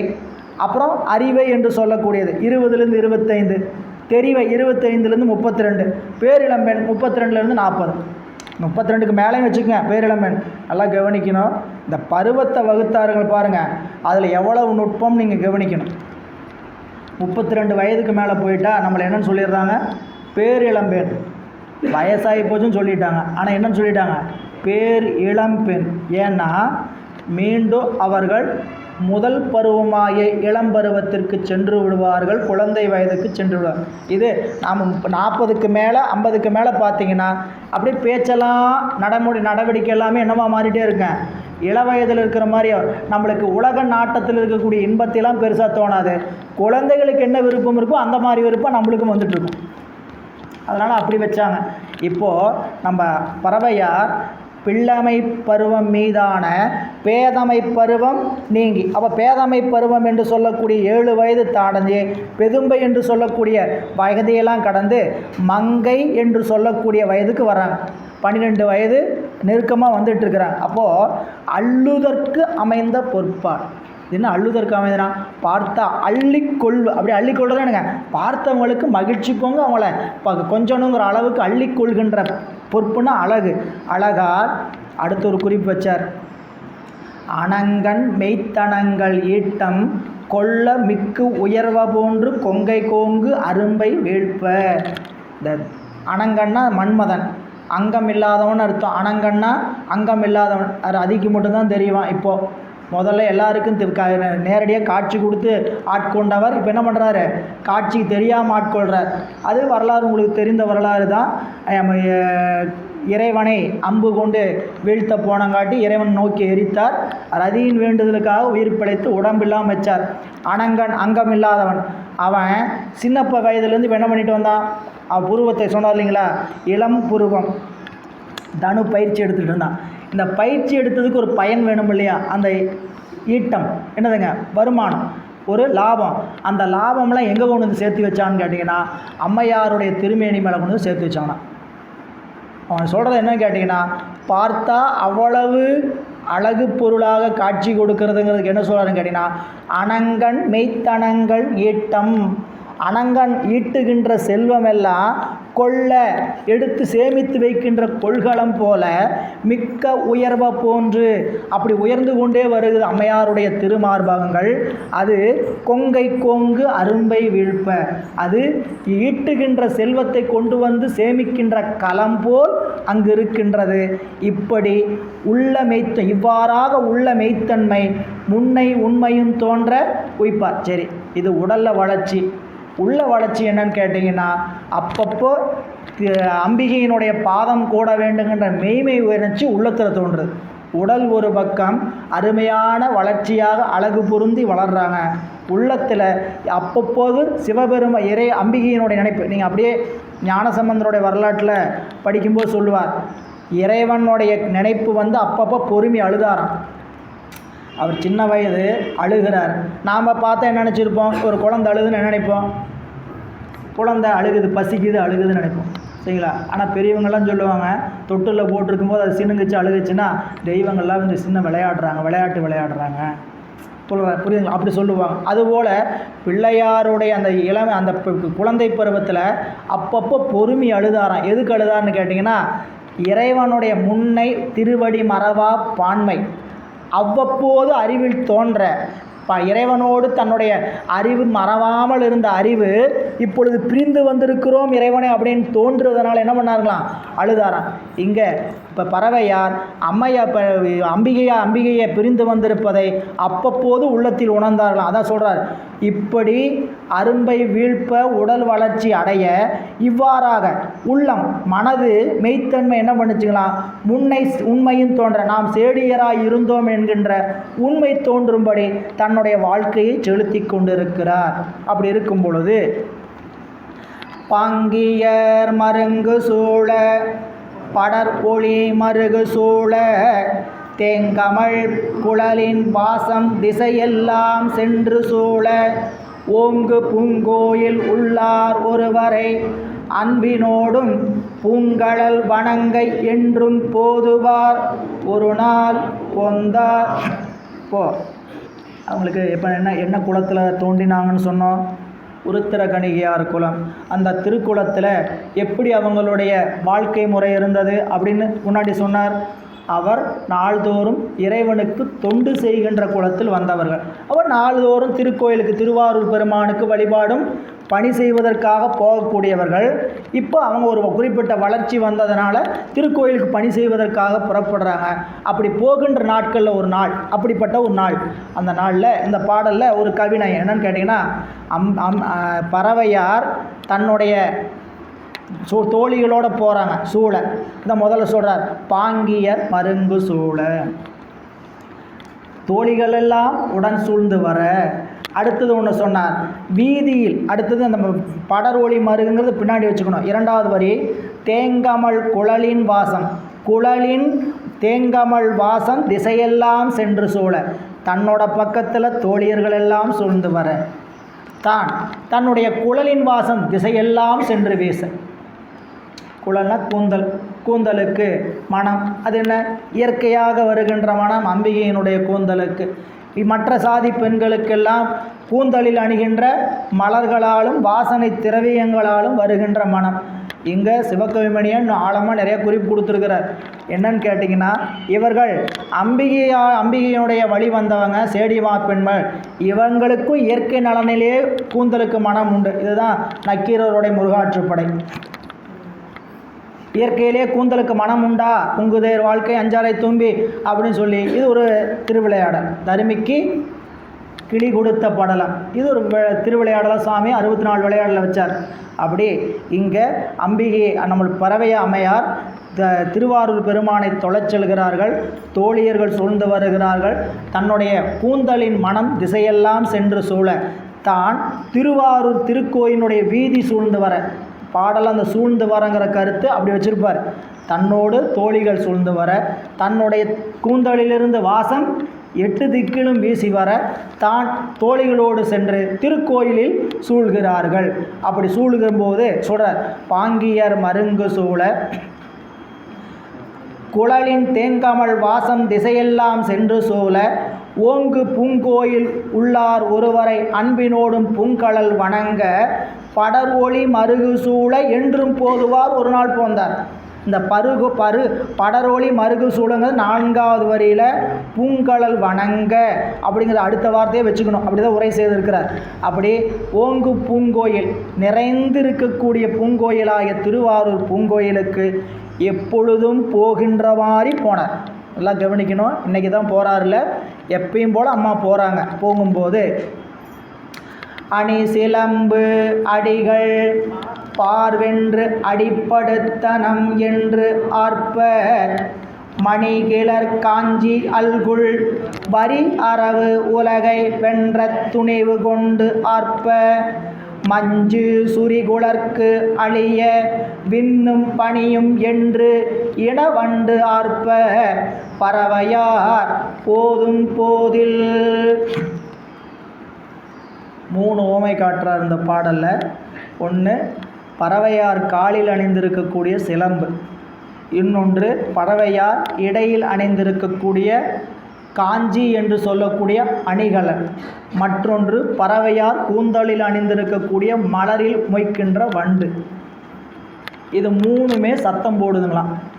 என்ன சத்தம் போடுதுங்கிறதா அங்கே பேச்சு. காலில் இருக்கக்கூடிய சிலம்பு என்ன சொல்லுதான், எங்கள் அம்மாவுடைய அழகுக்கு இந்த பூமி அடிமைப்பட்டு விட்டது என்றுட்டு கீழே சத்தம் போடுதான். இந்த சிலம்பு இயல்பாக சத்தம் போடுது. ஜல் ஜல் ஜல் ஏனும் சாலங்கை போலிங்கிற மாதிரி ஜல் ஜல், அது இளமை, அது இயற்கையாக சத்தம் போடுது. இந்த பார்த்துக்கிட்டு அந்த சத்தம் போடுற அந்த கொலுசு என்ன சொல்லுதுங்களா, சலங்கை என்ன சொல்லுதான், எங்கள் அம்மாவுடைய திருப்பாதத்துக்கு பூமி அடிமை. கால் எங்கே இருக்குது, பூமிக்கு மேலே, பூமி கீழே இருக்குது. பாதாள லோகம் எங்கள் அம்மையாருடைய அழகுக்கு அடிமை. இது மண் உலகம்.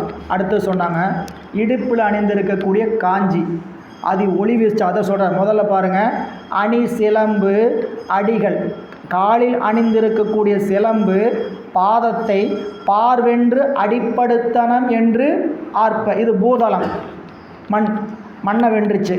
அடுத்து சொன்னார் மணிகிளர் காஞ்சி, ஒளி விளங்கக்கூடிய காஞ்சி என்கின்ற அணிகலன் அல்குள் வரி அரவு உலகை வென்ற துணிவு கொண்டார்ப்ப. வரி உலகம்னா பாதாளம், பாதாள லோகத்தை வென்றதான். இது என்னன்னு கேட்டிங்கன்னா, இடையில் அணிந்திருக்கிறாங்க. இடையில் அணிந்திருக்கக்கூடிய அழகு, அந்த அழகு பார்த்தா, அதை இடையை பார்த்தா பாதாள லோகத்தில் போய் பட வேண்டியதெல்லாம் படணுமா, இங்கேயே உழவு காட்சி கிடைக்குது அப்படின்னு அந்த காட்சி இங்கேயே கிடைக்குதுன்னு அந்த காஞ்சி ஒளிக்குதான். இந்த காஞ்சி என்ற அணிகளினுடைய ஒளி. அடுத்து சொல்கிறார் சுரிகுலர்க்கு மஞ்சு அழிய, மஞ்சுங்கிறது மேகம்.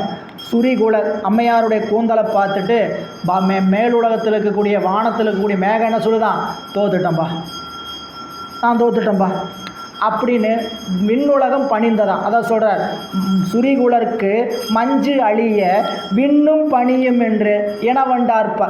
இது என்னாச்சுங்க, கூந்தல் இருக்கக்கூடிய வண்டு மகிழ்ச்சி, எங்கள் அம்மாவுக்கு வெற்றி. ஏன், எங்கள் அம்மாவோட கூந்தலுக்கு முன்னாடி விண்ணுலகத்தில் இருக்கக்கூடிய மேகங்களும் என்ன ஆகணும், அஞ்சு ஒதுங்கி போகணும் அப்படின்னு. இவ்வளவு என்ன ஒரு இறை பண்புடைய அந்த தன்மையை, உலகியல் காட்சிகளுக்கு மேலான சிவத்தன்மை உடையவர்கள் இவர்கள். இந்த உலகத்தில் இருக்கக்கூடிய துன்பம் இன்பங்களுக்கு ஆட்பட்டவங்கள் இந்த காட்சியெல்லாம் நீங்கள் புரிஞ்சுக்கணும். ஏன் இப்படிலாம் இலக்கியத்தில் காட்டுறாங்கிறதுன்னு கேட்டிங்கன்னா, ஒரு காலடி மண் உலகத்தையும் இடையினுடையதை பாதாளத்துக்கும் கூந்தலுடைய விண்ணுலகத்துக்கும் ஏன் காமிக்கிட்டிங்கன்னா, இந்த உலகில் இல்லாத ஒரு அற்புதமான ஒரு பிறப்பானவர்கள் எங்கள் அம்மையார் என்பதை விளங்கியதற்காக சேக்கிழார் பெருமான் காட்டுறார். அப்படி பறவையார் அப்படி திருக்கோயிலுக்கு போகும்போதில் புற்றிடம் விரும்பினாரை போற்றினர் தொழுது செல்வார், சுற்றிய பரிசனங்கள் சூழ ஆளுடை நம்பி நற்பெரும் பான்மை கூட்ட நகை பொதிந்து இளங்கு செவ்வாய் விற்புரை நுதலின் வேட்கண் விளங்கிளையவரை கண்டார். இது கேமரா இப்போ 2 பக்கம் ஒரே இடத்துக்கு வந்துருச்சு. இப்போ எங்கே வச்சுருந்தார், அவர் நாள்தோறும் சாமி கொடுத்தாரில் வச்சுக்கிட்டு நாள்தோறும் புற்றிடம் கொண்டாரை கொண்டு போய் வழிபாடு செய்து கொண்டு வந்துட்டுருக்கிறார். இப்போ நேராக எங்கே போச்சு கேமரா, பறவையாருடைய இல்லத்துக்கு போச்சு. அவங்க பிறந்தாங்க, வளர்ந்தாங்க, 12 வயசு ஆச்சு. இப்போ அவங்க எப்பயும் போல் திருக்கோயிலுக்கு வந்தாங்க. இவர் எப்பயும் போல் திருக்கோயிலுக்கு வழிபாட்டுக்கு வந்தார். திருக்கோயிலில் இவர் வழிபாட்டை நிறைவு செய்துவிட்டு வெளியே வரார். எல்லாம் காட்சியை கவனிக்கணும். நம்பியாரூரர் புற்றிடம் கொண்ட நாதரை வழிபாடு செய்துவிட்டு வெளியே வருகிறார். அம்மையார் புற்றிடம் கொண்டாரை வழிபாடு செய்வதற்கு உள்ளே வருகிறார். இவர் எக்ஸிட், அவங்களை என்ட்ரி. புரியுங்களா? இப்படி தான் அங்கே வச்சுருக்கணும். கேமரா படம் மாதிரி வச்சு எடுத்துருக்கணும். இப்படி எடுக்கும்போது என்ன பண்ணுறாங்க கேட்டிங்கன்னா, அம்மையை பேசிக்கிட்டு வழக்கம் போல் பெண்ணுங்கிறனால அப்படி என்ன பண்ணுறாங்க, அப்படி ஒரு தலை குனியும் நாணத்தோடு வருகிறார்கள். இவங்க இப்படி சாமி புற்றிடம் கொண்டார வழிபாட்டு வெளியே வரும்பொழுது அம்மையாரை பார்த்துட்டாங்க. பார்த்தபோது என்னென்னு சொல்கிறார் சேக்கிழார் பெருமான், நற்பெரும் பான்மை கூட்ட விலங்கி இளவரை, அதாவது நற்பெரும் பான்மை கூட்ட விலங்கு இளையவரை கண்டார். எப்படிப்பட்டவங்களை எதை பார்த்தாங்களாம்? அம்மையாருடைய இதழில் இருக்கக்கூடிய புன்னகை. ரொம்ப நுட்பமான குறிப்பு. ஒருத்தரை முதல்ல நேரடியாக பார்த்தா எது முதல் வெளிப்பட வேண்டும், எதை வெளிப்படுத்தணுங்கிறதுக்கான அருமையான குறிப்பு. சரிங்களா? வள்ளுவர் பெருமான் காட்டார், மோப்ப குலையும் அனிச்சம், முகம் திருந்து நோக்க குலையும் விருந்து. எதிர்கொண்டு அழைப்பவரை முதலில் எப்படி அழைக்கணும், அவங்க என்ன பண்ணுற, எப்படி நம்மளை பார்ப்பாங்க, தூரத்தில் நம்மளை பார்ப்பாங்க. முதல்ல நம்ம பக்கத்தில் வந்து தான் நல்லா இருக்கிறீங்களா, எப்படி இருக்கிறீங்க, வீட்டிலலாம் சௌக்கியமாக இருக்கிறாங்களா, சாப்பிட்டீங்களா, வாங்க எப்போ வந்தீங்க அப்படிலாம் கேட்போம்.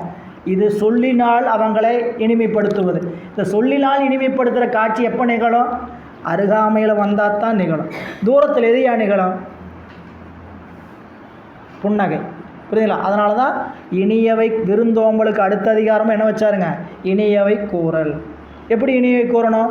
இன் சொல்லல்லால் ஈரம் அல்லை, செம்பொருள் கண்டார் வாய்ச்சொல். அப்போ முதல்ல விருந்தோம்பலுக்கு முக்கியமான என்ன சொன்னார்னு கேட்டீங்கன்னா, விருந்தோம்பல் அதிகாரத்தை சொல்லும்போது முகம் திரிந்து நோக்க குலையும். விருந்து எப்படி குலையும்? முகம் திரிந்து நோக்க குலையும். அதனால தான் சொன்னேன், முகத்தான் அமர்ந்தினி நோக்கி அகத்தான் என் சொல்லினதே அறம். முதல்ல முகத்தால் இனிமையாக நோக்குங்க, அதுதான் முதல் அறம் சொன்னார். அப்போ இங்கே பறவையாரை பார்க்கும்போது நம்பியார் எப்படி பார்த்தாராம் சொல்கிறார் பாருங்க. புற்றிடம் விரும்பினாரை புற்றிடமாக கொண்டு எழுந்தருளியவரை போற்றினர் தொழுது செல்வார். வழிபாடு செய்துவிட்டு வணங்கி பின்னே வெளியே வருகிறார். யார்? சுற்றிய பரிசனங்கள் சூழோடு ஆளுடை நம்பி.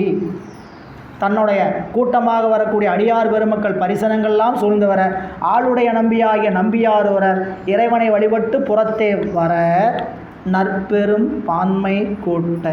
இந்த நற்பெரும் பான்மை கூட்டங்கிறதுக்கு என்ன பொருளுதுன்னு கேட்டிங்கன்னா, சிவக்கவிமணி என்ன எழுதியிருக்கிறன்னா, ஈசர் அருள் கூட்ட. பான்மைனா ஊழ், பான்மைனானுதுங்க ஊழ். அது என்ன ஊழ் இருக்குது? நல்லூழும் இருக்குது, தீயூழும் இருக்குது. அது வள்ளுவர் சொல்லும்போது ஆகூழ் போகூழ். ரொம்ப அருமையாக நீங்கள் போய் படித்து பாருங்கள். பேதை படுக்கும் இளவூழ், அறிவகற்றும் ஆகலூல் உற்ற கடை. ஊழ் நிகழ்ந்தால் என்ன ஆகும்?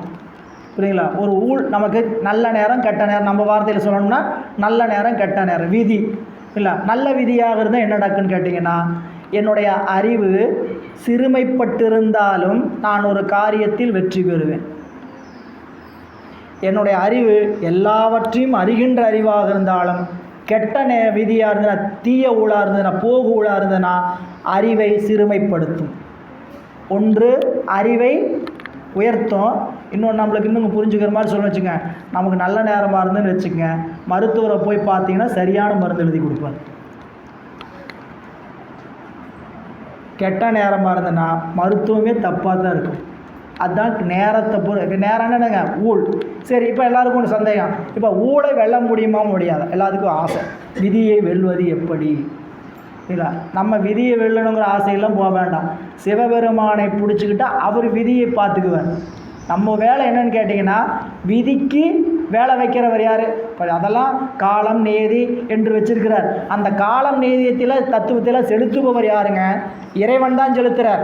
நாம் போய் விதியை வெல்றது எப்படின்ட்டு அங்கேயும் போய் இங்கேயும் போய் கஷ்டப்பட்டுட்டு அந்த காரியம் இந்த இது பண்ணுறேன், சடங்கு பண்ணுறேன், பரிகாரம் பண்ணுறேன்னு பண்ணாமல் சிவபெருமானுடைய திருவருளை நாடி திருமுறையை ஓதனம்னா அவர் காலத்தை பார்க்குறாரு, விதியை பார்க்குறாரு, நமக்கு நீதியை பார்க்குறாரு. நமக்கு செய்கிற வேலை நாம் போய் நேரம் நல்லா இருக்கா, என்ன நேரம், எப்போ நல்லா இருப்போம் அப்படின்னு கேட்டுக்கிட்டு இன்னும் என்ன பரிகாரங்க செய்யலாம் அப்படின்னு இதையெல்லாம் கேட்டுட்டு இருக்க நேரம் சிவபெருமானுடைய திருநாளாய போகாமே நஞ்சனியும் கண்டனுக்கு ஆளாய அன்பு செய்வோ மடநெஞ்சே அரண்நாமம் கேளாய் நம் கிளைகிளைக்கும் கேடுபடா திறமருளே கோளாய நிற்கும் அவன் கோளிலியம் பெருமானே. திருவருளைத்தான் நாடி நிற்கும். எனவே நற்பெரும் பான்மை கூட்ட ஈசர் அருள் கைகூட நகை பொதிந்து இளங்கு செவ்வாய். அந்த செவ்வாய் எப்படி இருந்ததுங்களா? நகை பொதிந்து இளங்கு செவ்வாய் தாங்க அதாங்க தெய்வ சேக்கிழார் வரும். சிரிப்பு எப்படி இருந்தது? சிரிப்பு எப்படி இருந்ததுங்க? சிரிப்பு எப்படி இருந்தது? நகை பொதிந்து இளங்கு செவ்வாய். சிரிக்கிறாங்களா இல்லையான்னு தெரியாமல் சிரிக்கிறது. பல்ல காஞ்சிட்டு சிரிக்கக்கூடாதுன்னு ஒரு வழக்கம் இருக்குது. சரிங்களா? யாருக்கு? முக்கியமாக பெண்களுக்கு. இயல்பாகவே சொல்லுவாங்க, ஒரு பழமொழி சொல்லுவாங்க, புன்னகைன்னு என்னதுங்க? பல்லு தெரியும் கூடாது, தெரியாமல் ஒரு இயல்பான புன்னகை. இதை சிரிப்புக்கான அழகு. அப்படி சொல்லும்போது இது லட்சணம். நீ சாமுத்திரியா லட்சணம் இப்போ ஒரு படத்தை வரைஞ்சிருந்தாங்கன்னு பார்த்தீங்கன்னா இப்போ புன்னகை எப்படின்னு கேட்டிங்கன்னா இதழ் குவிந்து இருக்குமே தவிர சிரிப்பு வெளிப்படுற மாதிரி இருக்குமே தவிர பல்ல காட்டியே வச்சுருக்க மாட்டோம். அப்போது நகை பொதிந்து இளங்கு செவ்வாய் அந்த சிரித்து கொண்டு இருக்கக்கூடிய அழகிய வாயை முதல் பார்த்து அதுக்கப்புறம் என்ன பண்ணார்னு கேட்டிங்கன்னா விற்புரை நுதலின் வேல்கண் விளங்கிளையவரை கண்டார். விற்புரை நுதல் வில் போன்ற புருவம், வேல் போன்ற கண். ஏதாவது குறிப்பு? என்ன குறிப்பு? முதல்ல இந்த கண் என்ன பண்ணுச்சு? அந்த பாட்டை நீங்கள் கொஞ்சம் நல்லா கவனிச்சிங்கன்னா மீண்டும் அந்த பாட்டுக்கு போங்க. 133-4வது பாட்டுக்கு போங்க. அந்த பாட்டில் மானுடைய கண்ணையும் வில்லையும் எங்கே வச்சுருக்கிறாரு? பாட்டில் முதல்ல கண்ணையும் பாடல் முடிகிற இடத்துல எதை வச்சுருக்கிறாரு? வில்லையும் வச்சுருக்கிறார்.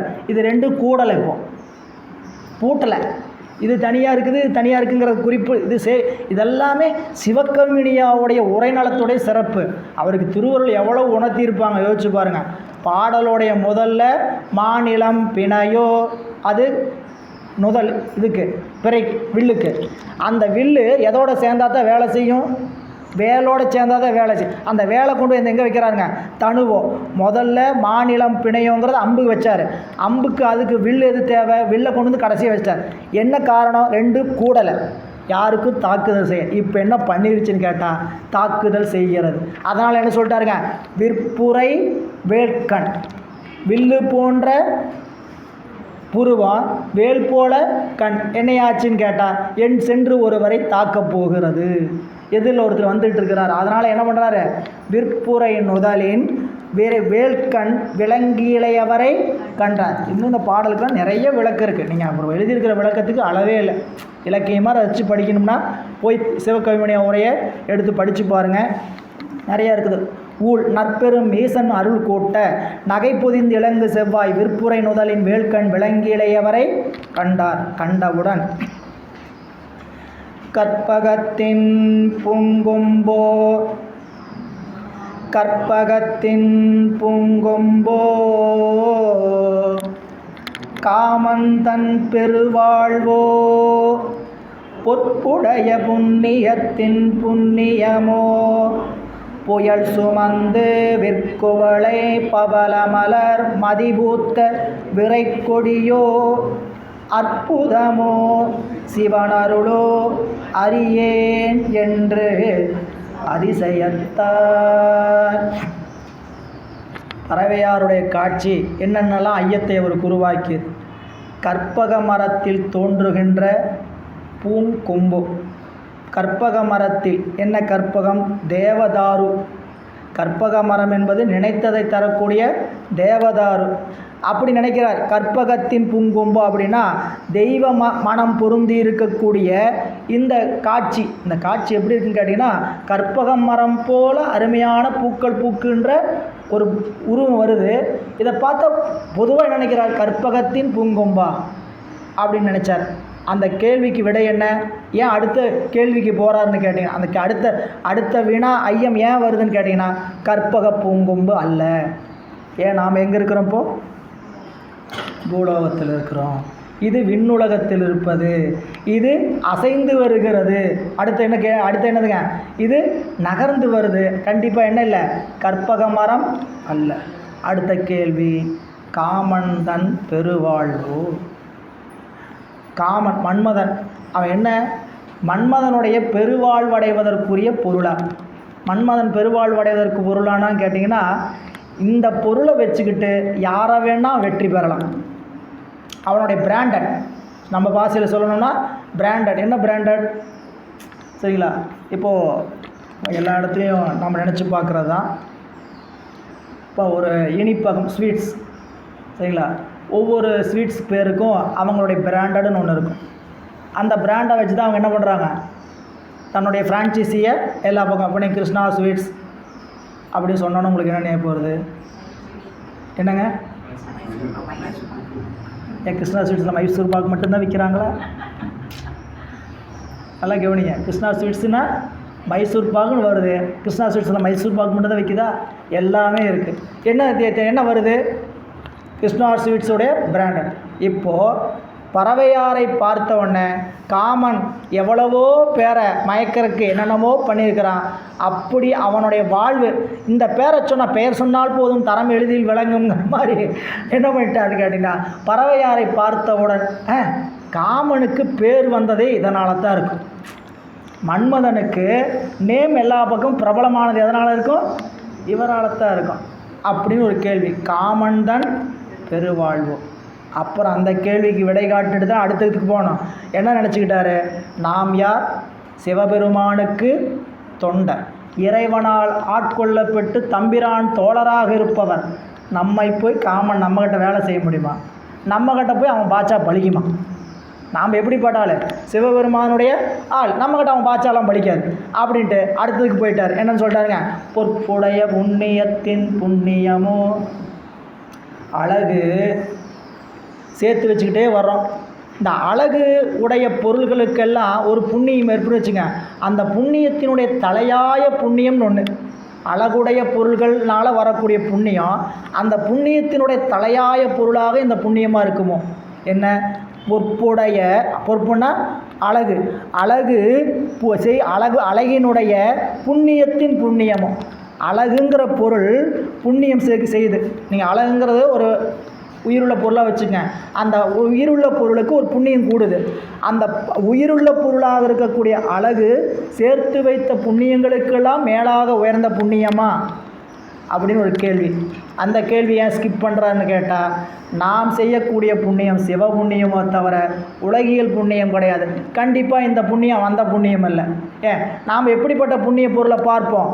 சிவ புண்ணிய பொருளை தான் பார்ப்போம். இப்படிப்பட்ட பொருள் நம்ம அறிவை சிந்திக்க வைக்காது அப்படின்னு அடுத்தது போயிட்டார். அடுத்தது பார்த்தார், புயல் சுமந்து விற்குவளை பவளமலர் மதிபூத்த விரைக்கொடியோ. அம்மையாருடைய ஒரு மேனி அப்படியே ஒரு விரைக்கொடி. இந்த விரைக்கொடியில் உடம்புல என்னென்னலாம் தெரியுதுன்னு அப்படி சொல்கிறார். தலையில் மேகம், புயல் சுமந்து, புயல்னா என்னதுங்க? மேகம், ஆகுபெயரா. புயல் சுமந்து, தலையில் மேகத்தை போல கருங்கூந்தல், புயல் சுமந்து விற்குவளை, குவளை என்று சொல்லக்கூடிய கண்கள். கண்கள் எப்படி இருக்குன்னு கேட்டிங்கன்னா, குவளை மலர் போல் நல்லா பூத்து இருக்குது. மேகம் போல கூந்தல், குவளை மலர் போல கண்கள். விற்குவளை பவள மலர், இதில் எப்படி இருக்குன்னு கேட்டிங்கன்னா பவளம் போல் இருக்குது. பவள மலர் பூத்த விரை கொடியோ, வாசனை கொடியோ. இப்போ என்ன பண்ணுறான்னு கேட்டிங்கன்னா, உடம்பு அப்படியே நீங்கள் நாம் ஒரு வரைபடம் வரைவோம், ஓவியமாக வரைவோம். வரைஞ்சோம், தலையில் கூந்தல் வச்சாங்க. கூந்தல் என்ன வரையணும்? மேகத்தை வரைஞ்சிடணும். புரியல? இதழ் வரையும் போது அங்கே பவளக்கொடியை வரையணும். அப்படியே குவளை முகத்தை என்னவா காமிச்சிருக்கணும்? தாமரை மலரா. கிராஃபிக்ஸில் நாம் தான் சரி பண்ணணும். புரியுங்களா? நமக்கு தலையில் மேகம் இருக்கிற மாதிரியும், முகத்தை குவளை மலர் இருக்கிற மாதிரியும், இதெல்லாம் அதே மாதிரி கண்ணுக்கெல்லாம் இங்கே சொல்லலை. இதெல்லாம் நீ பொருத்திக்கின்னு ஏற்கனவே என்ன சொல்லிக்கிறாங்க? மாநிலம் பிணையும் அது மாதிரி எல்லாத்தையும் கொண்டு வந்து பொருத்தி இப்படிப்பட்ட ஒரு அழகு மிகுந்த காட்சியா? விற்குவளை பவளமலர் மதிபூத்த விரைக்கொடியோ. அப்படி அசைந்து வரக்கூடிய ஒரு கொடியா? இது என்ன ஆகுதுன்னு கேட்டிங்கன்னா, அசைந்து வருவதனால் இது கொடி அல்ல. என்ன நினைக்கிறார்? அப்படி சொல்கிறார் பாருங்கள், புயல் சுமந்து மேகத்தை தன் தலையில் சுமந்து வருகின்ற விற்குவளை பவளமலர், குவளை மலர் பவளமலர் மதிபூத்த வாசனை மிகுந்த கொடியோ. இதில் நீங்கள் அங்கே இது சிவனருளாக காணணுங்கிறத இத்தனை கொண்டு வரார். இவ கொண்டு வந்துட்டு அவர் சொல்கிறார் அற்புதமோ. கண்டிப்பாக பவளக்கொடி இல்லை. ஏன்? இந்த உடம்புல எல்லா பாகங்களும் அவயங்கள் எல்லாம் அசைகிறது.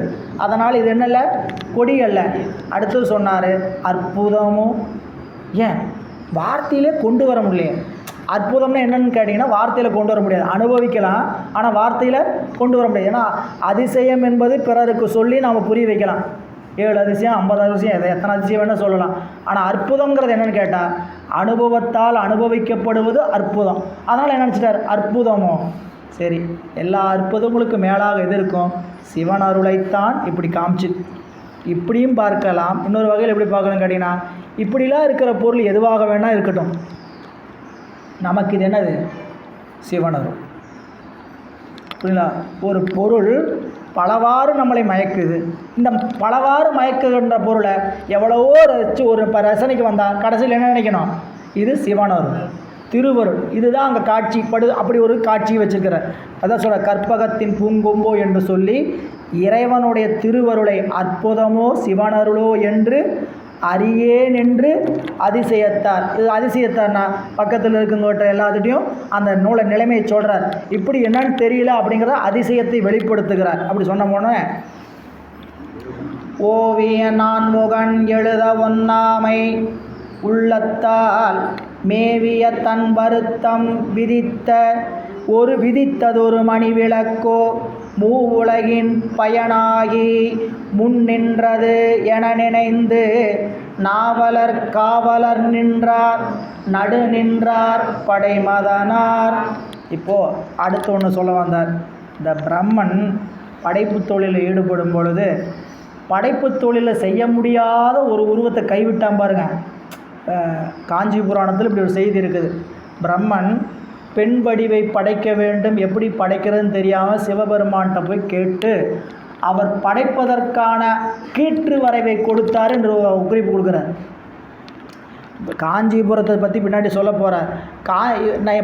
படைக்கிற தொழில் செய்ப்பான்னு கொடுத்தாச்சு. யார்கிட்ட? பிரம்மன்ட்ட. அவர் ஏற்கனவே எக்ஸ்பீரியன்ஸ் பர்சனாக ரொம்ப அனுபவசாலியாக என்ன பண்ணுறாரு? சாமி அப்படின்னா என்ன பண்ணுறது? அப்படியா? இதோ காஞ்சிபுரத்தை படைச்சிட்டா நம்ம சாமி. காஞ்சிபுரத்தை பார்த்து மற்றதெல்லாம் படிச்சுக்கோ. ஒரு கிணறு படைக்கணுமா? காஞ்சிபுரத்தில் போய் கிணறப்பார். ஒரு மதிலை படைக்கணுமா? காஞ்சிபுரத்தை போய் மதிலைப்பார். அப்படின்னு காஞ்சி புராணத்தில் கவி கச்சியப்ப முனிவர் நமக்கு காட்டுறார். எனவே இங்கே பிரம்மன் என்ன பண்ணானா, ஓவிய நான்முகன் எழுத ஒண்ணாமை, இந்த உருவத்தை பார்த்து சேக்கிழார் பெருமான் சொல்கிறார், பிரம்மன் தன்னுடைய வாழ்நாளில் படைக்க முடியாமல் போய், எப்படிப்பட்ட உருவத்தை? இதுபோல் உருவத்தை படைக்க முடியாமல் போய் தன்னுடைய மனசில் என்ன நினச்சிருப்பான்? எப்படி படைக்கலான்னு மனசில் எவ்வளோ வேணாம்னு நினைக்கலாம். இம்ப்ளிமெண்ட் பண்ணுறதாங்க ரொம்ப கஷ்டம். சரிங்களா? உள்ளுக்குள்ள நானும் தான் சொல்ல எவ்வளோ வேணால் சொல்லலான்னு ஆசைப்பட்றேன். இதை சொல்ல முடியுமா? கொண்டு வந்து இந்த இடத்துக்கெல்லாம் கற்பகத்தின் பூங்கும்போ காமன் தன் பெருவாழ்வோன்னா உரையாசிரியர் எழுதியிருக்கிறதெல்லாம் சொல்லணும் ஆசையோ ஆசை. புரியல? ஆனால் அது சபைக்கு உரிய மாதிரி எல்லாத்தையும் சொல்ல முடியாது. புரியல? அவ்வளவு அருமையாக அவர் ரசித்து அந்த இலக்கிய நாயத்தில் சொல்லியிருக்கிறார். இங்கே அவர் என்ன பண்ணுறாரு? இந்த பிரம்மன் தான் படைக்கணும்னு கருதிய அழகுரிய ஒரு உருவத்தை படைக்கிறதுக்கு முடியல. ஆனால் எப்படி படைக்கலாம்னு நினச்சி மனசுக்குள்ளே என்ன பண்ணுறாருங்க?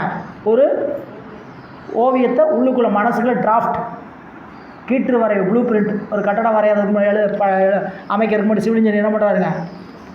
இங்கே தான் இருக்குது, இங்கே தான் இருக்குது, இங்கே தான் இருக்குன்னு எழுதி காமிக்கிறார்ல. அதுபோல் மனசில் கண் இப்படித்தான் இருக்கணும், மூக்கு இப்படித்தான் இருக்கணும், வாய் இப்படித்தான் இருக்கணும், முகம் இப்படித்தான் இருக்கணும், கூந்தல் இப்படி தான் இருக்கணும், காது இப்படித்தான் இருக்கணும், கழுத்து இப்படித்தான் இருக்கணும், தோல் இப்படித்தான் இருக்கணும், மார்பு இப்படித்தான் இருக்கணும், இடை இப்படித்தான் இருக்கணும் அப்படின்னு ஒவ்வொன்றையும் நினச்சி யோசிச்சிருப்பார் பாருங்க.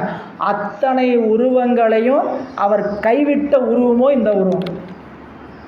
ஓவிய நான்முகன் எழுத ஒண்ணாமையால், அவர் எழுத ஒண்ணாமல் என்ன?